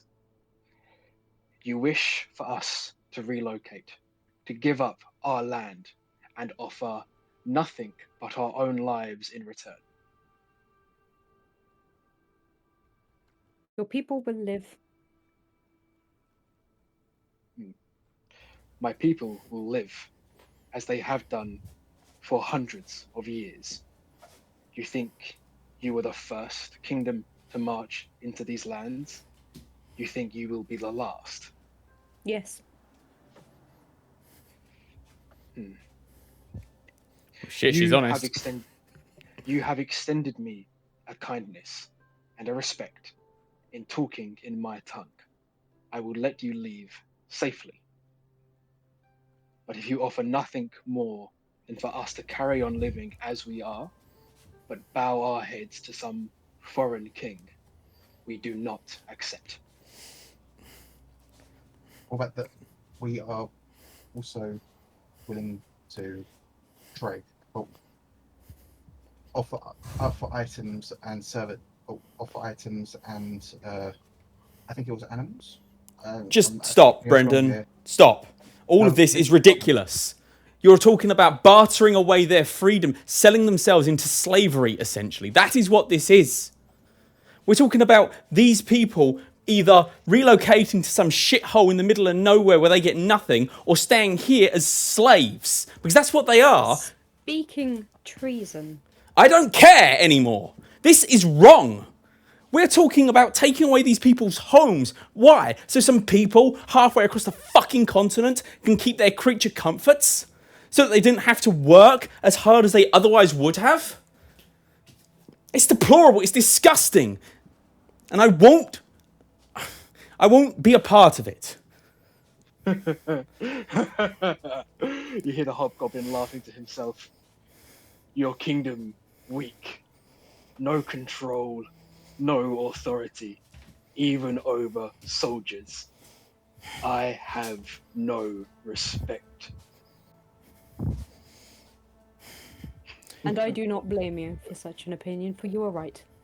Ugh. Your group. You are different. I like. You may stay in camp unharmed. You may leave as you please. If we leave without coming to some agreement, you will die. Your people will die. Your kingdom.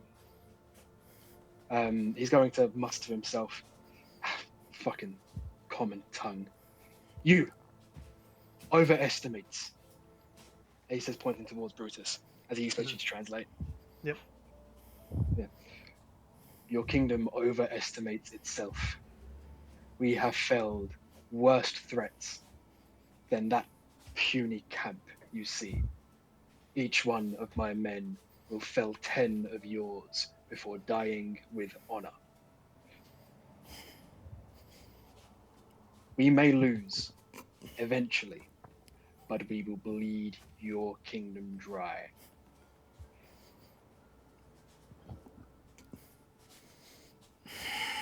I turn to the group and be like, do we admit we gave it a try? Go to plan B?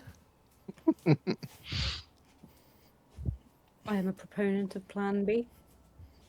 Wasn't Plan B the marriage? It was Plan C? Question mark. Is Alright, Plan yeah, I C suppose- what you want or Plan B? I'm forgetting plan B. Right, plan- I'll say plan C then. Plan B was because I Plan B thought was that- the marriage one where we try and get the spy in. This is all out of character. Plan C was the one where we murder everybody. Actually, no, I will Just say be- plan B. I will Okay. say plan B. I'll stick with what I've said.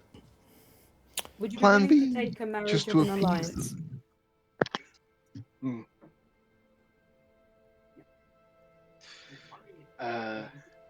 Marriage of alliance.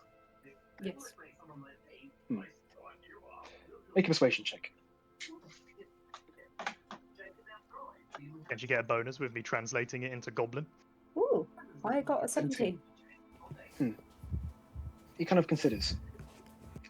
I have no need for a wife. But my brother, he may. We still do not concede our territory. But speak to him.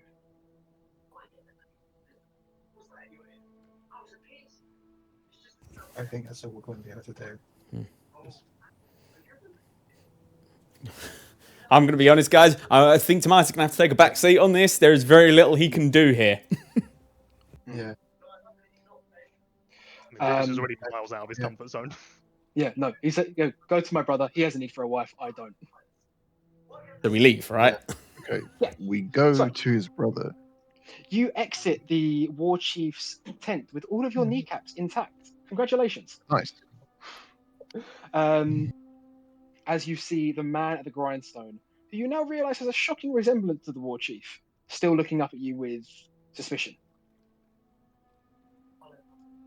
As he speaks at you in rather fluent common, you are a fool to come here. He will never accept any form of bargaining. He is proud.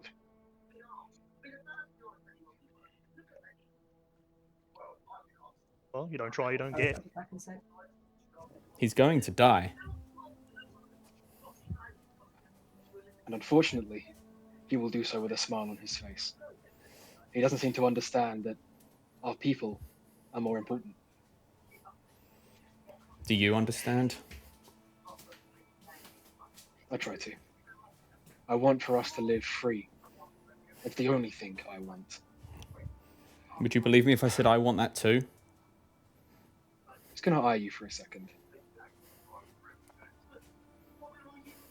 You wear the crest of the kingdom. So I don't know. Less and less pride each day. So what will it be then? Will you return to your masters, demand our slaughter, or you bow and admit defeat? We can't admit defeat. If we admit defeat, it will mean your slaughter. There is no second option. We either somehow convince your brother to subside and become subordinate to the kingdom, or everyone dies. And for some reason, nobody seems willing to fucking change their mind.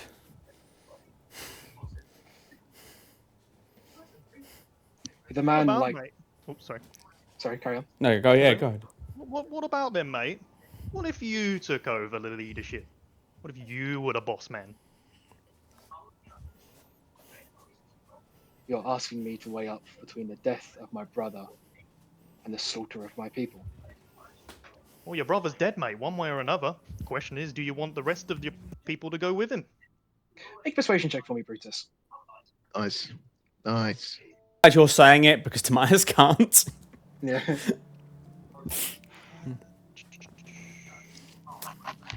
Here comes the hot -1. This is why I so rarely play purely good guys. It's so fucking difficult.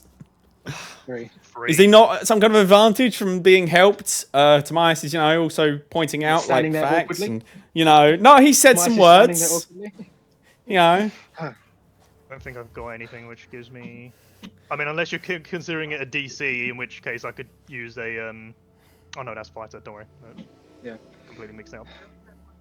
I can't endorse the death of my sibling, but I won't lie in saying that I do not dread the death of my people. Does it have to result in the death of your brother? Is there no way for you to take control without his death? If there is a... I don't know if there is a common tongue. We have... I don't know if there is a common tongue translation. We have a system of ousting a government... Oh, sorry, a leader. If the tribe consider their leader's judgment to be poor. But I would be lying if the majority of my kin did not believe that noble sacrifice in the name of freedom was worth more than relocation or continued existence. They would listen to the words of a leader who did believe that. But they wouldn't go against one who doesn't. What if the leader in question lost face? He seems like the sort of person who relies heavily on an image of strength. If he were to lose that strength, would he lose respect of his people? It would depend on how. If they viewed the display of strength to be fair, balanced, then possibly. We So do not single we aren't- combat or some manner of fighting involving equal numbers. We care about a leader who can. We care about a leader who can lead, and sometimes that leadership does come through strength, which is what my brother has positioned himself as. But it doesn't have to be. If somehow he did lose face, then I would be next in line. Hypothetically, if he were challenged to a duel and lost, would that be enough? If it was obviously a fair and honourable duel. Yes, but there would need to be good cause for the duel in the first place for him to accept. My brother is strong, leads by strength, but he isn't an idiot. Can you think of anything that would compel him to agree? Bear in mind that if this works, it could save not only his life, but everyone here's, including our own. But if it doesn't go through, it will be a battle, and many, many will die unnecessarily. We aren't like your lands. We don't have written laws and constitutions to follow. The only time we have had duels in the past is when two war bands have been moving into each other's land and one is to be subsumed into the other to decide who remains in leadership positions. But the people underneath them, they still remain with their independence as they would otherwise. It is simply a merging and a change in leadership. If you can find a way to position your empire's approach like that, then maybe, but it's a very, very different circumstance. I see. So if we approach or frame the kingdom as just a larger, more powerful warband, that could work. Maybe. And how are these joinings done? Is it done through conquest, or is there a ritual to it? Once one of the rulers has been defeated, he simply takes a second in command role underneath the current ruler, for his wisdom in battle is not to be underestimated, and then the two tribes simply merge. Does it have to be the ruler itself to win the duel, or can it be a champion? I don't know. It's always been the ruler, but again, no written laws. Thank you for this. I think Please. perhaps we have something we can work with. He's gonna reach out and grab your arm as you leave. Please. We will fight to the death. And we will fight with smiles on our faces. But I don't want that to happen. Neither do I. And I'll do everything in my power to prevent it. Everything. Thank you. Okay. I pull the others aside and... Alright. Here's what I think. We've basically already got permission to come and go from the camp as we please. So maybe we go back to the princess, explain this, and see if we can arrange an honour duel of some kind to take command of this tribe through that method. If we can do this, no one has to die. I don't see why we got to go back for that. Why not just go in there and ask? Because we're doing this on... I suppose we were given blanket permission to do whatever we needed to, weren't we? We are the last resort. I There's just... nothing else after us. I would just prefer to have some kind of guarantee that their laws, their customs will be respected. Though she did seem trustworthy. Perhaps it'd be okay to take it on faith. Do we know? We know that. What do we know would happen once we, if or when they become subsumed? I'd assume that they would obviously, like you said, the current leader would take a second in command role. Effectively, No. very little. What would change in their culture to follow our laws? Again, I do not know for certain, but probably very little in the fact that they're generally going to be left alone. Just the land around them is going to be fertilized and civilized. Maybe they'll be moved, but again, it's if it will be an order from their war chief, they'll obey. The princess has again given you permission to give them several hundred square miles to exist in.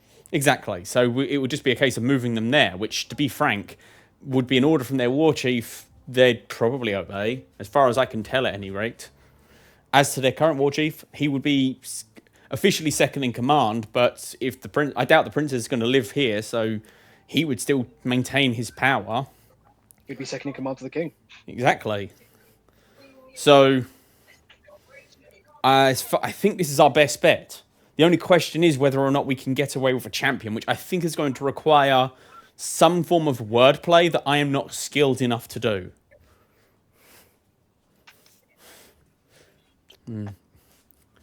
Esmeralda, do you think you could pull it off? I don't know if she's there at the moment. Oh, Sonia's still gone. In that case, brilliant.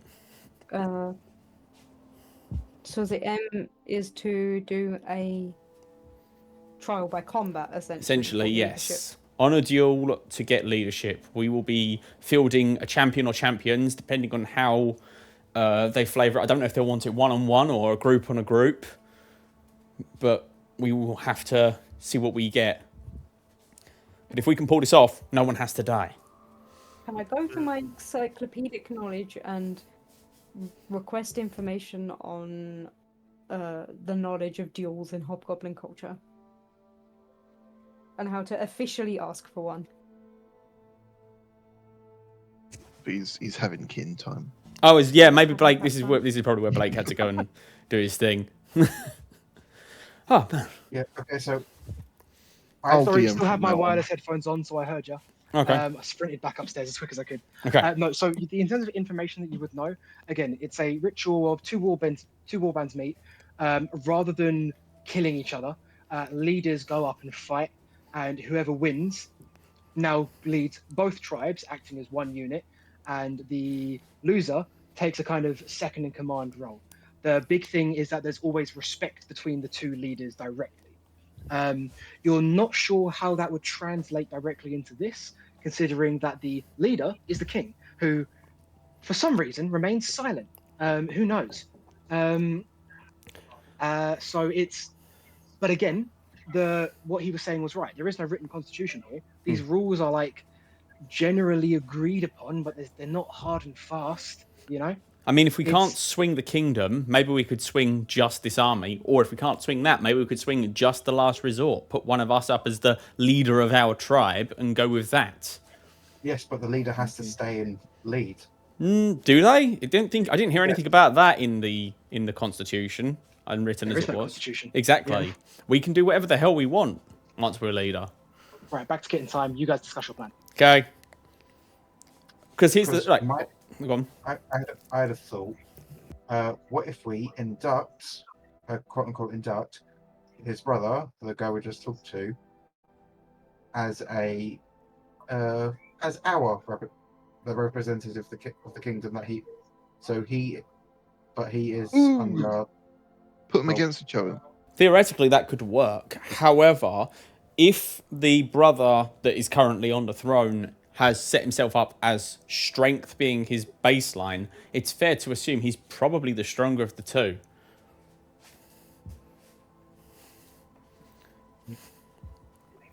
It doesn't mean you win outright. I think our best bet might be trying to get some kind of group-on-group combat, because individually, I don't know how powerful the War Chief is, but we fight much better when we're able to work together than any one of us do individually. This is true. Yes, but also the fact that this is a change in leadership and not or we could make a war game. Here's the question I've got. Sorry, I interrupted you. Carry on. No, you carry on. Okay.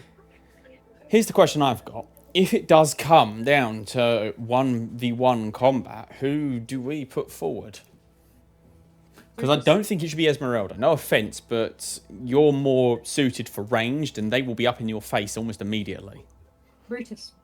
Brutus, you think? Not sure why we're even discussing this, but Definitely. He Brutus. has so Debate. far kind of presented himself as our leader in terms of like rocking up and doing all the communication.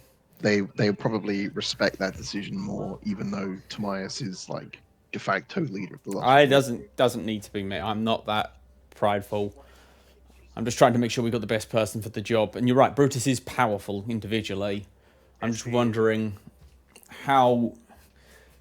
I'm afraid that he might go too far and kill the guy, and I don't want him dead. If we just ask him really nicely to not do that.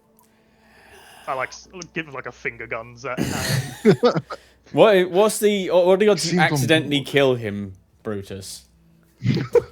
Well, I think the description was just given out there, if you ask me real nicely. Try not to kill him, please. Go on in, I'll accept it. Okay, this is obviously if only one of us has to fight. Best case scenario, we all fight together, because I just feel like that's a better odds. Of course. But we still got to swing this, and I feel like Esmeralda and Brendan, you two are our most chatty people. I suspect you two of you would be best to try and swing this. Use whatever information you need. Ideally, group combat with the kingdom being the tribe, because we want them under the kingdom so they actually do what they're bloody told. And no one dies. Okay?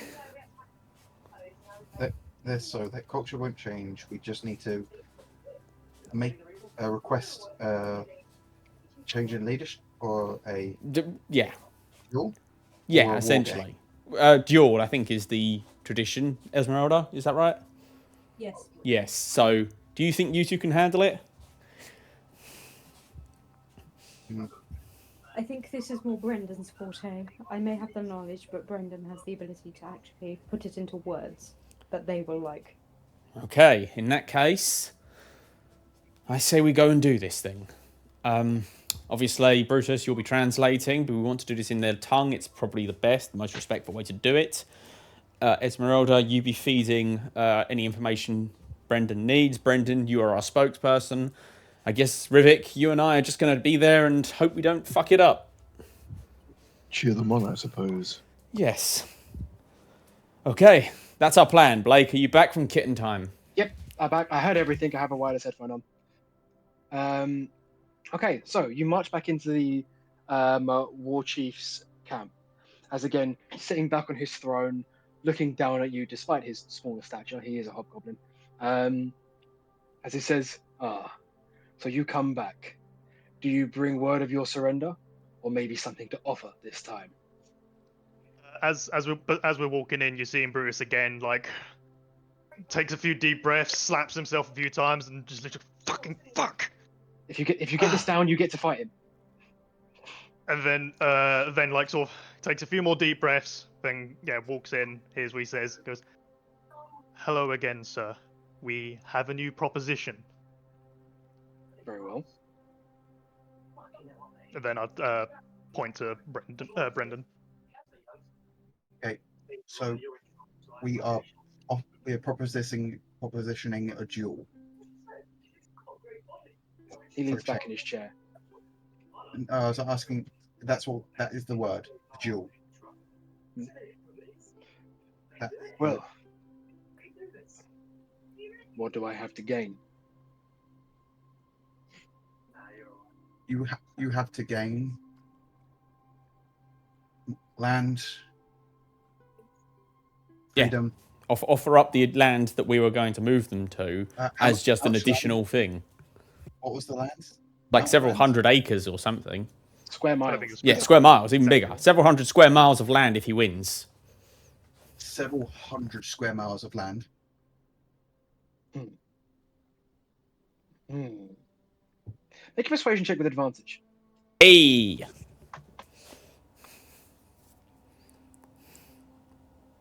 Natural 20. Hot damn! So you're saying, if I win, I maintain my current land and gain your kingdom's authority, like permission. Not permission. Sorry, I gain your kingdom's recognition of my sole authority over an additional, well, close to double my current holdings. Yes. Yes. Yes. Yes. Yes. Yes. That is, including any other war bands or towns that may currently exist there. Yes. Yes. I don't think any exist there, though. I mark that under my breath. I am pleased to see that your kingdom finally knows how to negotiate properly. And what do I stand to lose? You stand to lose. Well, your current position and your autonomy. How so? Merging of a tribe or merging as a warband. I think in Got Your Tongue, this will be emerging if you lose.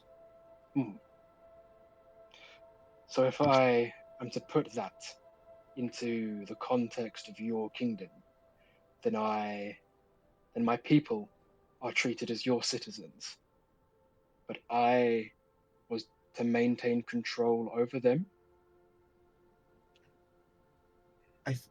I think the Yes. common tongue was in. Yes. I'm pretty sure. This is me. Is this basically ennobling him? Like, no. That's an excellent question. I do not have the answer. You would in theory be putting him on the same level as the princes and the princesses over this land. Like that you would like Well, you're no, still you're we if he loses and you move him into this new area, what you're suggesting is that he is still second in command to the king, i.e., putting him on the same level as the princes and princesses. we were over given this- blanket authority to do what we had to by the princess. Technically, Yeah. this is within our power. So yeah. So, if I do lose, I gain the protections of your kingdom as its secondary commander. Within Within those borders. these borders, but you must follow the kingdom's rules. I can promise that if I do lose, I will not attack any of your kingdom subjects. You also would have After to all- follow instructions given to you by the king himself, as he would be your direct superior, by your own customs. My direct superior, but a recognized and respected equal, as per our own customs. Ultimate command, sure.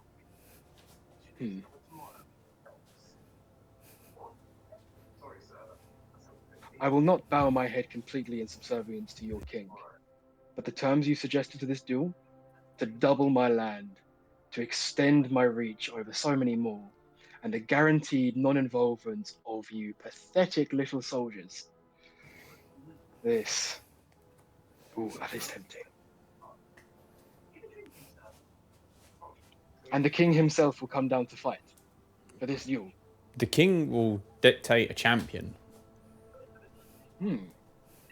His land is too large to come to this small area. And that large land will be mine. If we win. This, recognizing me, this is your candor in how you approach this conversation is far more pleasing than the last group sent my way. You know how to bargain. Very well. You will have your duel. Okay.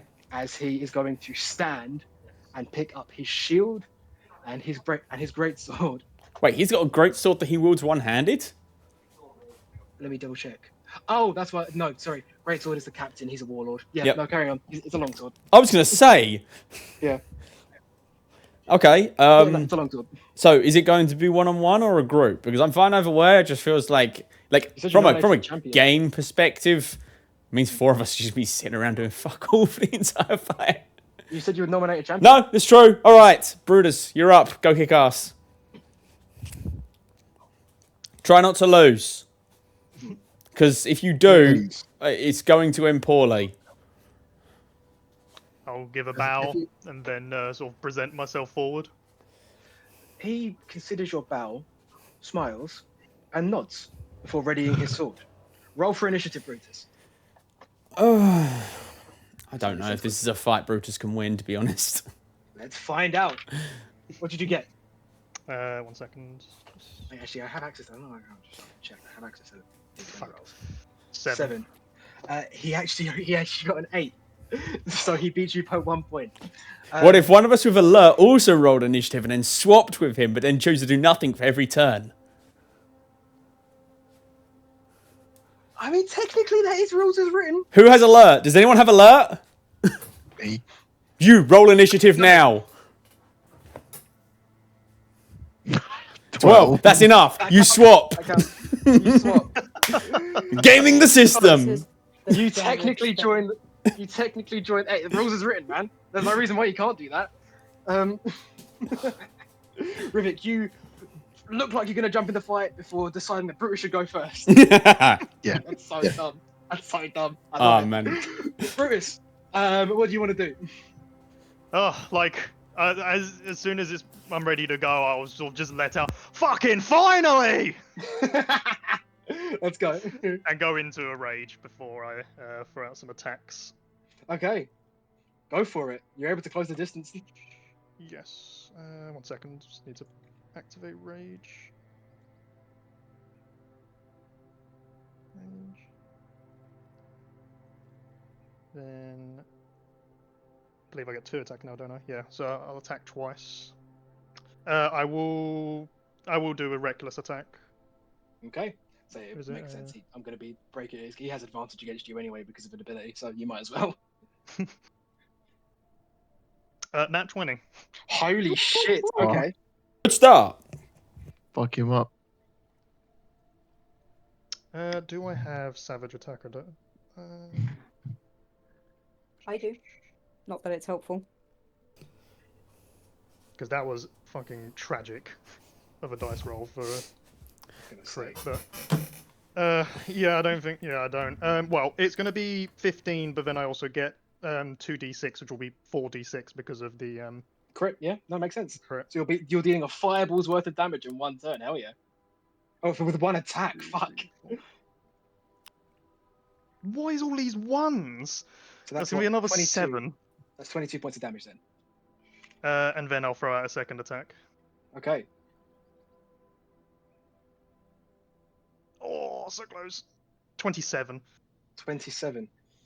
You, with blistering speed, charge forward and strike this man twice. He goes to try and raise his shield in response, but he can't quite make it in time as you cut him with 2 devastating attacks. Roll to hit. Roll for damage, sorry. This has been blank. It's going to be another 11 damage. Another 11. He doesn't look bloody, not close, but he looks fucking hurt. And he looks kind of, as he like staggers back, small trickles of blood now pouring from underneath his chipped plate armor. You kind of see confusion in his face for a second.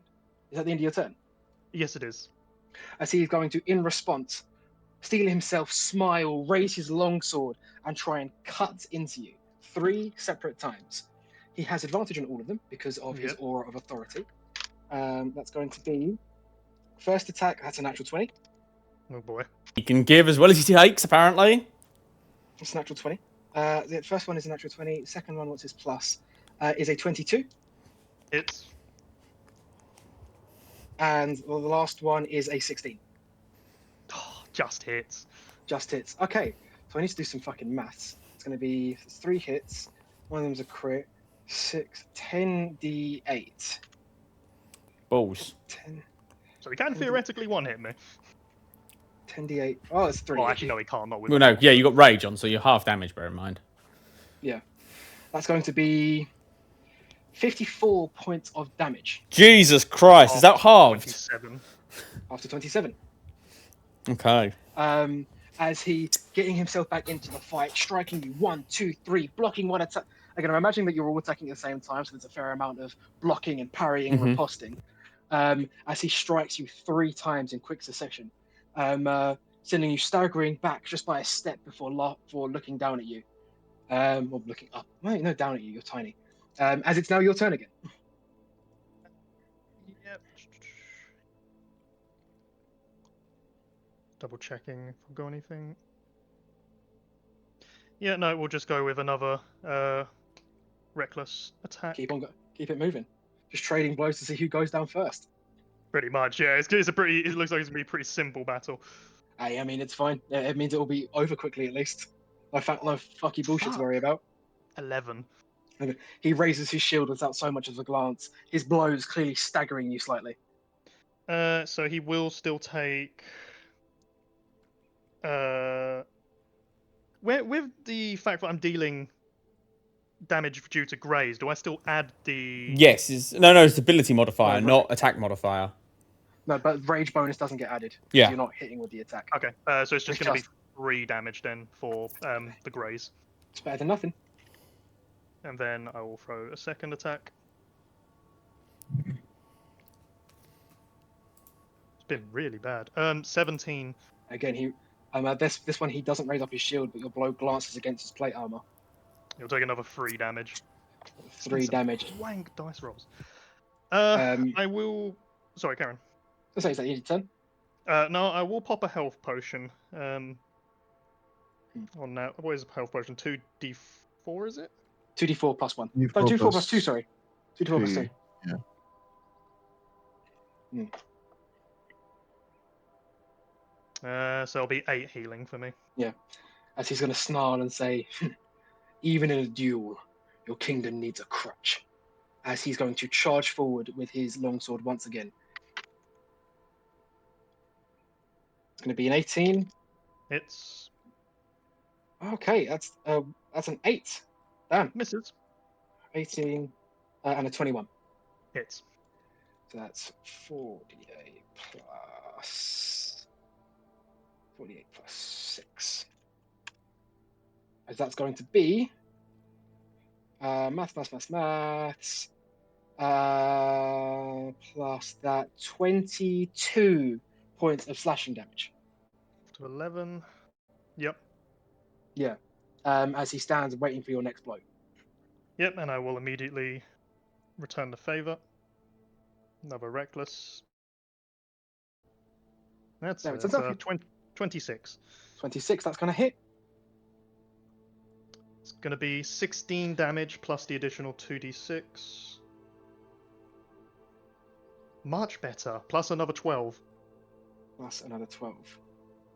Okay. Then one more attack.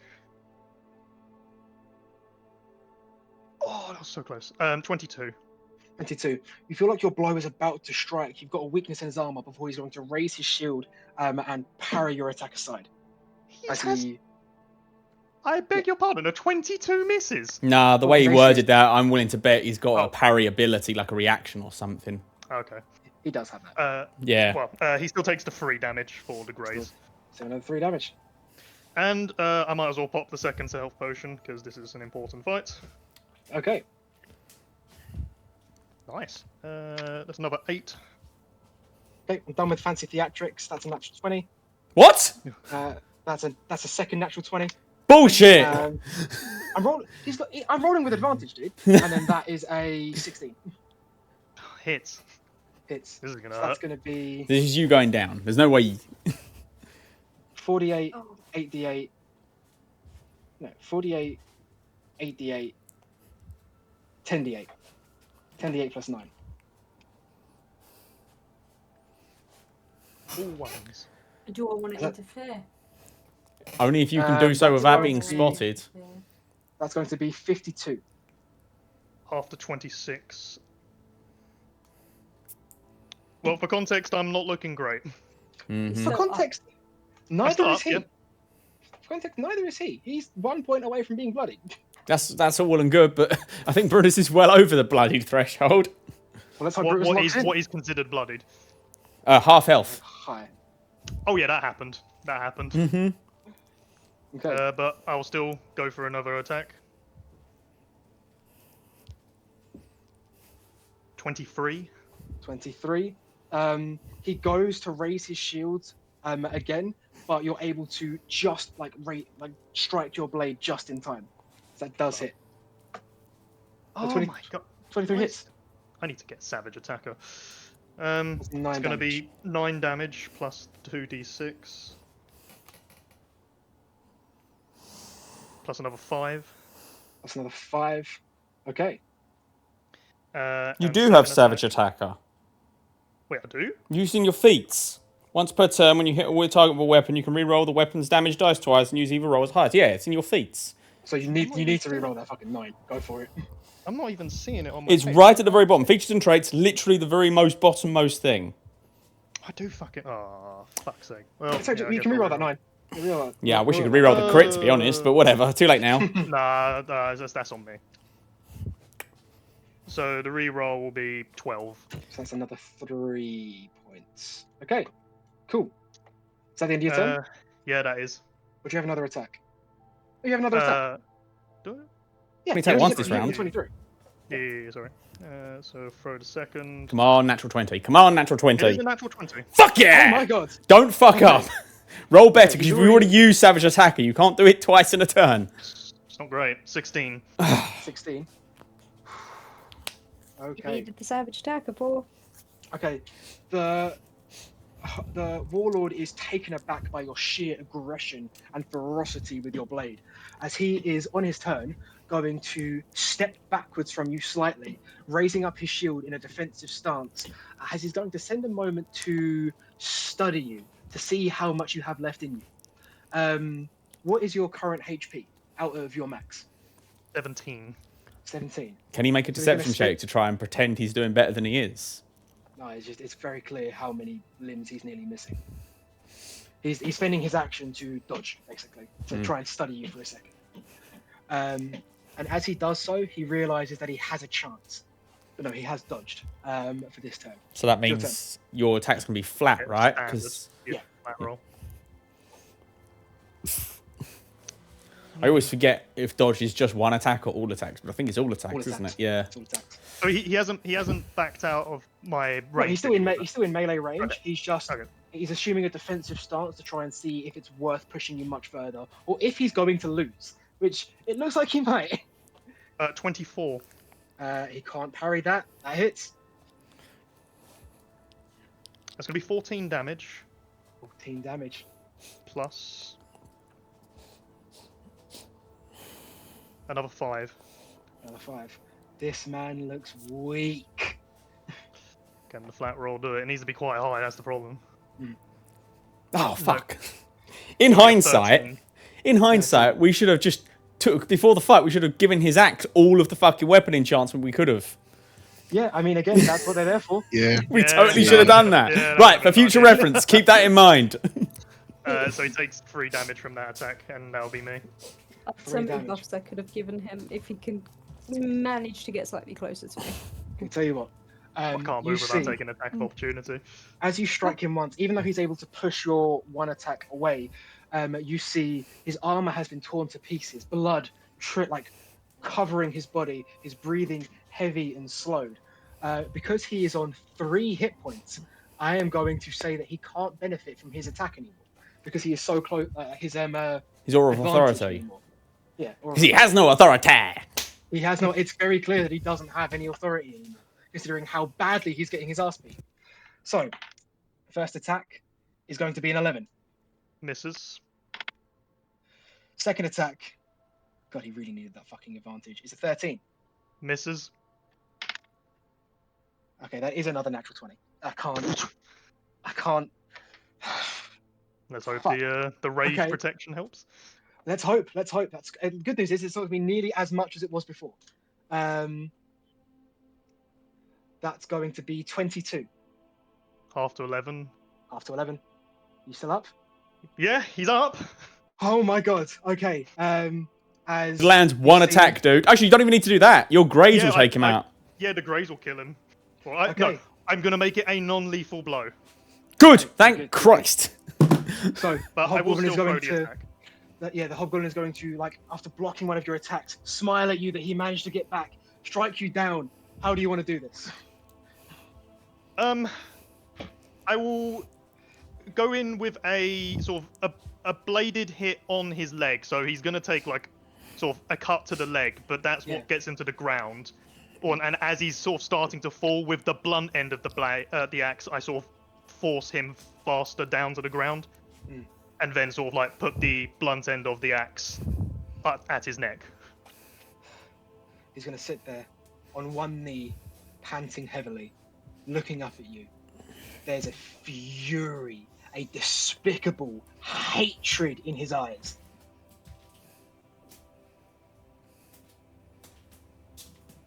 I think that's checkmate. You play chess? The hobgoblin is going to spit on the ground. Fine. Fine.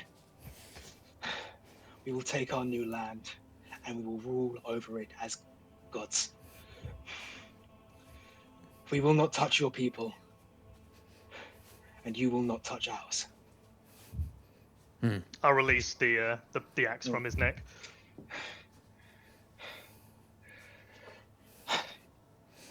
As he's going to say again in Goblin, we move the camps. We take the new land. We once again live as servants. As head bowed, he's going to motion for you to leave. Tobias is going to do so, but he's going to make a quick detour over to the dude's brother and fill him in. Yeah. And then say, is there any way we can take the corpses with us? It seems disrespectful to their families to leave them here. He's going to nod. I think my brother has more important things on his mind at the minute. Okay, in that case, I'm just going to take him and go before anyone changes their mind. Soldier. Yes. Soldier. Thank you. Don't thank me. If I had my way, this never would have happened in the first place. He's going to nod as he starts prepping to move. Yeah. I don't know how you disassemble a grindstone, but he's gonna try. Well, good luck. Good luck to them. Yeah, Tomas is going to grab the corpses and he's going to leave, and he's not even going to wait for like the others. He's going to trust that they've got this handled. Okay. What does everyone else do? I am like just in pure celebration. I'm just like bigging myself up, just sort of got such a confident swagger to me as I'm flying. In fact, no, I'm in the air, but I'm like walking in the air while still looking heroic Jesus Christ! and making constant poses. You had 112 hit points, and you dealt that damage in like fucking 4 turns. Good lord. To be honest, it could have been more. I forgot. I genuinely didn't see Savage Attack. I didn't realize it was right at the bottom. That's part of the reason why I gave you like a little bit of a push in the right direction, because it would have been equal anyway. But no, that was impressive. Good dice rolling, man. I will say those 2 health potions, though. Without them, I would have gone down. Maybe you should give Kit some credit as well. Buy some anyway, more. Yeah. The goblins begin to pack up and move. What does everyone else do?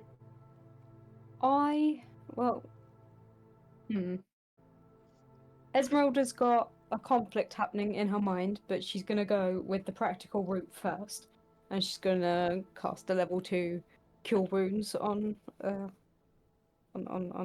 Brutus. So I'm gonna say basically she's just gonna whack him with a hammer in his dents to undo them. Very nice. Yeah, cool. Is there anything else? 19 hit points, and then she's going to pull out her notebook and make a very detailed report on everything that Tomias said that was treasonous. Every single thing. as she does that, like as she's healing me, I'll say in Goblin, or say quite loud in Goblin, every hero needs his entourage. Okay, so you guys head back to the war camp of Princess Madison as she looks at you with a smile on her face as you approach. Well, I can see that the goblins are starting to move.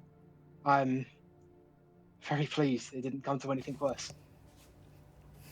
Tobias is just going to carefully lay out the corpses of the soldiers and then retreat back into the back of the group. Men, as without second word, the men are returned into the fold of the army. Well, Prince Leon was not lying. Your band truly do seem capable of miracles. I can promise you that they will live independently, free of any of our kingdom's rules as they wished. Their egos may have been bruised, but nothing will have changed for them. I can promise that much. Yeah, Tomas is just going to nod slightly. Brutus has had a smirk the entire way, like he's had a grin. And Brutus, Yeah, have madam. have you met my sister?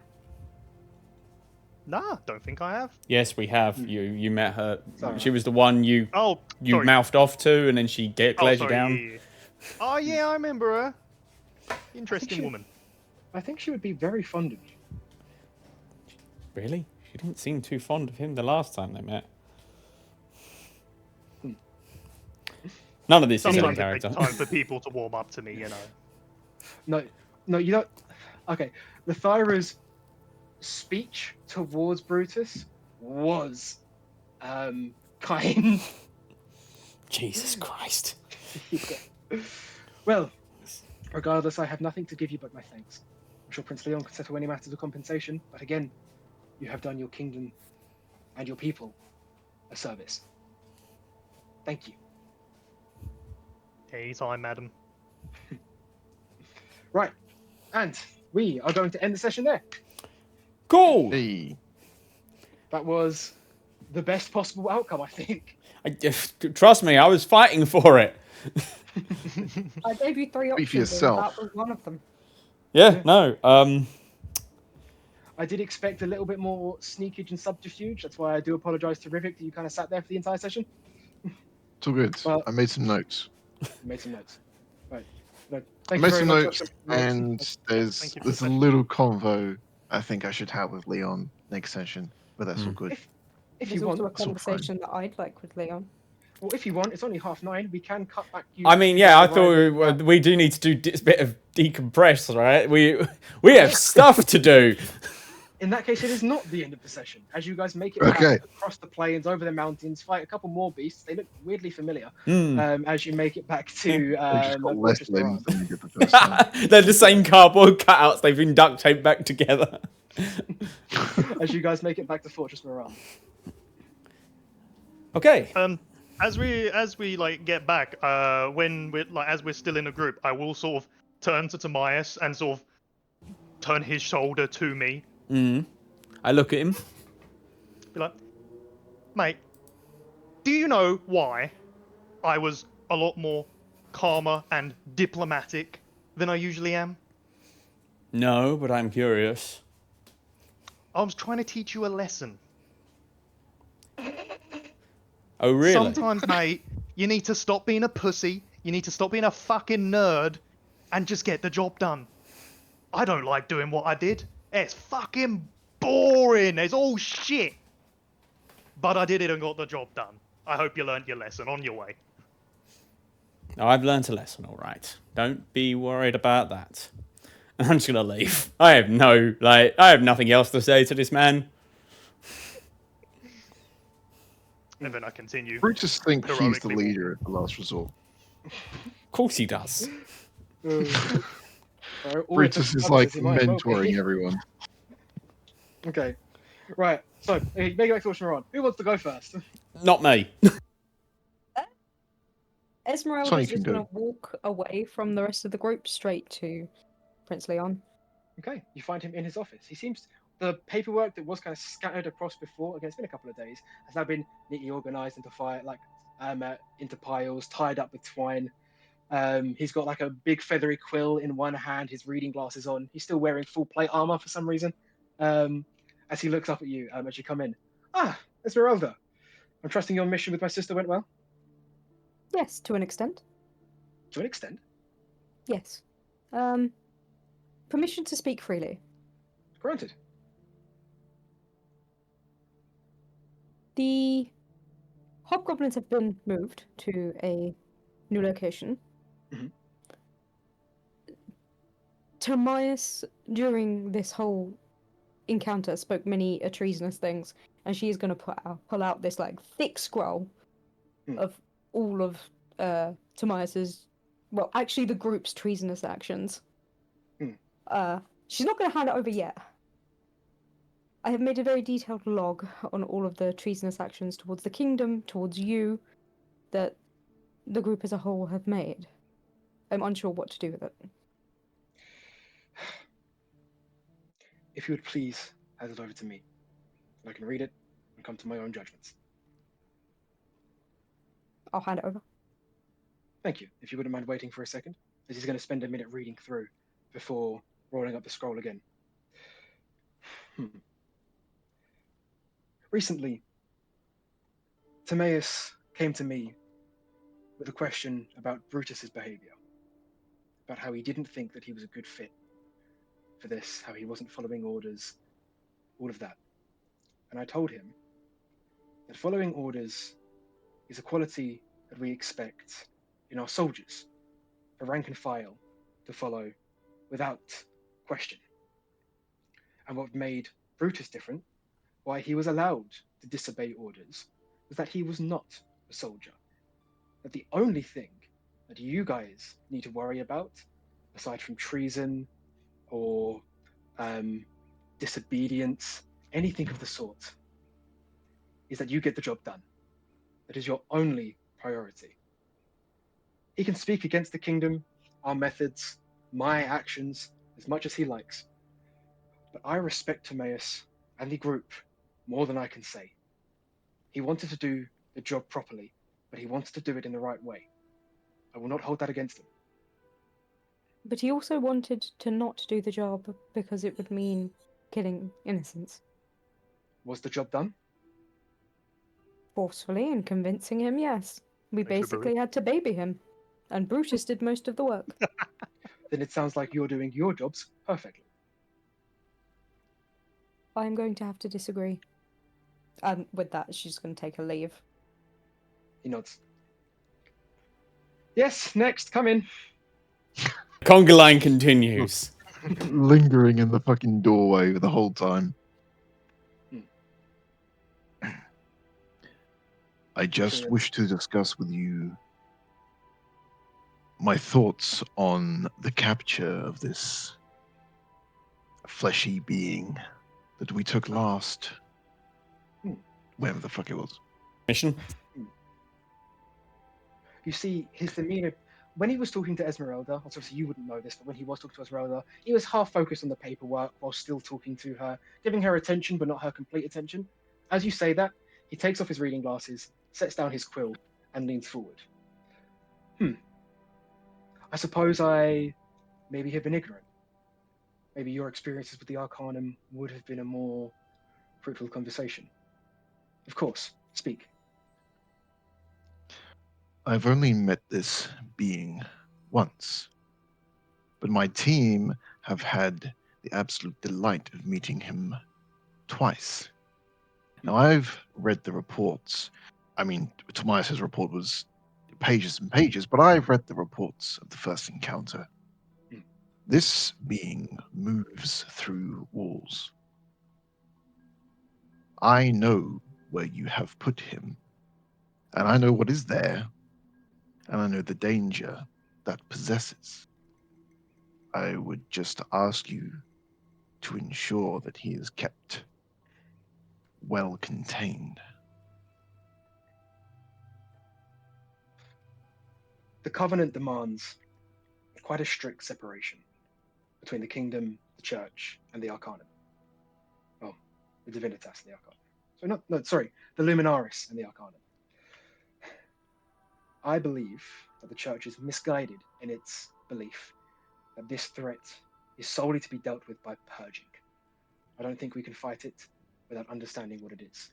And I think the Arcanum has a much better chance of understanding it than the Luminaris does. I also know that they are taking this threat immensely seriously. They have their best scribes and arcane users, sorcerers and wizards alike, detaining this thing so that we can understand it in greater detail. I appreciate your concern, and I too am aware of the other things contained in that facility. And I can assure you that I have no other options for detaining it. It is being secured as best as we can manage already. But thank you for your concern. And I hope, although I do not wish to reflect on your time spent in that facility, that your experiences can tell you that they take their job very seriously. I do appreciate the outside world, and I appreciate their willingness to come to a bargain to allow me to experience it once again. I understand why I was put there. I'm gonna Why have to dip. Sorry. No Okay. worries, Sonia. Have a good night. See ya. I Yes, sir. appreciate being given the second chance. As far as I am concerned, you are a free man. I have been monitoring your behavior on the behest of the Arcanum quite specifically, and you have performed admirably. Your self-restraint and your control over your desires, given your predicament, is biblical. You serve me well.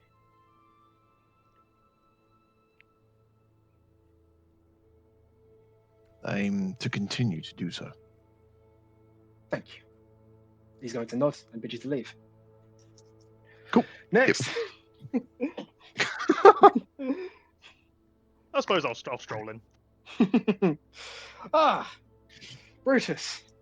You alright, boss How man? how can I help you? Well, I was just wondering. I gotta be honest. As amazing as I am, I have to sort of realize that the health potions that I had, they were a good help. And I was gonna ask, maybe it would be good if maybe the whole crew of us could get a little more access to them. Well, I'll read through Tobias's report of the situation afterwards to see how successful they were, but I'm sure I can convince Jiraiya to allow Kit to devote a bit more of his attention. That'd be great, because as amazing as I am, if I didn't have a little forethought and decide to pick up a few potions myself from him, could have been a bit of a more sticky situation, you know. You keep proving to me that every time I give you more resources, the jobs are done better and better. I don't see a problem with this. I like it. That's some great leadership there.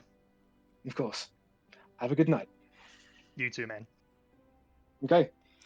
Timaeus, Yeah? I know you're waiting outside. No, he's not. Timaeus is not there. Timaeus, for the first time, has not turned up to give his after-action report. He's just not about. Currently, I think he's sitting on, like, the wall of the keep with all his armor. Like, for the first time in, like, months, none of his armor on, just sitting in his civvies, staring out into the forest, just thinking. You hear armored footsteps approaching you. A couple of hours later, the sun has set, full moon in the sky. Timaeus, I was expecting a report. Forgive me, sir. I'm distracted. He's going to settle up next to you, looking out over the same skyline that you are. You know how I joined the kingdom. My village was attacked. The kingdom came to its defense, and I joined to replicate that with other villages. What we did today, for whatever reason, was the exact opposite of why I joined. And I don't agree with it, sir. I find the concept, the idea of it, repugnant. And nothing, no justification exists that will change that. The fact that we managed to achieve our mission without any bloodshed is frankly a miracle, and not one that I see being repeated if we're put into that situation again. So if you ask me, if I'm put in a position where I have to choose between doing my duty and killing an innocent, before today, I wouldn't have known how to answer that question. But now I do. My loyalty and my duty only go as far as I believe they are the right thing. But if I am given an order that I do not see as just, I don't think I'll be able to complete it. Timaeus, have you been to Corin recently? No, sir. Before my father took power, during the collapse, it was... Well, there were some rich people, of course. The wealthy have been a consistent force in this land, but they were sequestered up in their towers, clad in gold and ivory. And surrounding them were slums. People starving, dying, disease-riddled. It was disgusting. And now, water flows freely. Clean water flows freely. Streets are well paved. The sick are treated. The homeless housed. The starving fed. When I see my kingdom, I see the force that brought that change to Corin. I see the force that brought that change to every town that we've stepped in. We have... My father... He's going to struggle over his words for a second. I do disagree with some of my father's actions. Of course I do. I can't not. Look at how he's handling the East Front at the minute. But the empire that he's forged, it is doing good. I have seen it myself. I have shaken hands with people who worship my father as a god, not out of any religious devotion, because their lives have truly been saved by the brilliant political machine that he has set up. Tens of thousands of people living happy, carefree lives because of it. And the edges of it, where the war is raging, yes, it's not clean, to say the least. Because empire by itself is amoral. It doesn't follow a code of conduct. It only cares about its expansion. What matters is who is placed in control and who is trusted to deliver the will. I know how you feel about the murder of innocents and everything. So why do you think I sent you to deal with that warband? If you are telling me that you knew without a shadow of a doubt that we were going to achieve that without bloodlots, I will not believe you, because it very nearly did not happen. I didn't believe that you would achieve it without bloodshed. I knew that either you would achieve it without bloodshed, or it wouldn't be achieved at all. Except that's not true. If we'd have failed, they would have sent in the Western army, and there would have been a bloodbath. Those hobgoblins would have been slaughtered to the man, and we would have lost dozens of soldiers in the process. And for what? So we can get a bit more farmland to feed people? We don't need that. If people showed compassion and didn't want to live in their luxury, we wouldn't need it. It wasn't to stop starvation, it was to keep excess. And don't tell me that Corin is better now because the slums aren't there anymore. Yes, they are. Do you know where the slums are, Prince Leon? The slums are the warfront, and they're bigger than ever because they surround this entire empire. An empire that is the Tower of Rich People, the utopia surrounded by the slums. And do you know what is never going to change? As long as we keep expanding, pushing outwards, requiring more and more resources, taking and taking from those who are not part of our empire, it will continue to expand. And there's nothing anyone can do to stop it. Not unless the empire decides it's had enough and stops expanding. But that will not happen, will it? He's going to right his back, stand straight, and you see there's a change in the air around him, a radiance that seems to ooze out of every crack in his armor as he turns to you. Then what would you do? This empire will carry on moving outwards. It will carry on expanding. And I have given you a position to make sure that it does so in the best way it possibly can. You can bow out of the fight, resign yourself to not participate. But without your guidance, without your instruction, how would that situation that you dealt with today have gone? You were there. You did good. I'm giving you the opportunity to do good. I want you to do good. I can only do my best, sir. That is all I ask.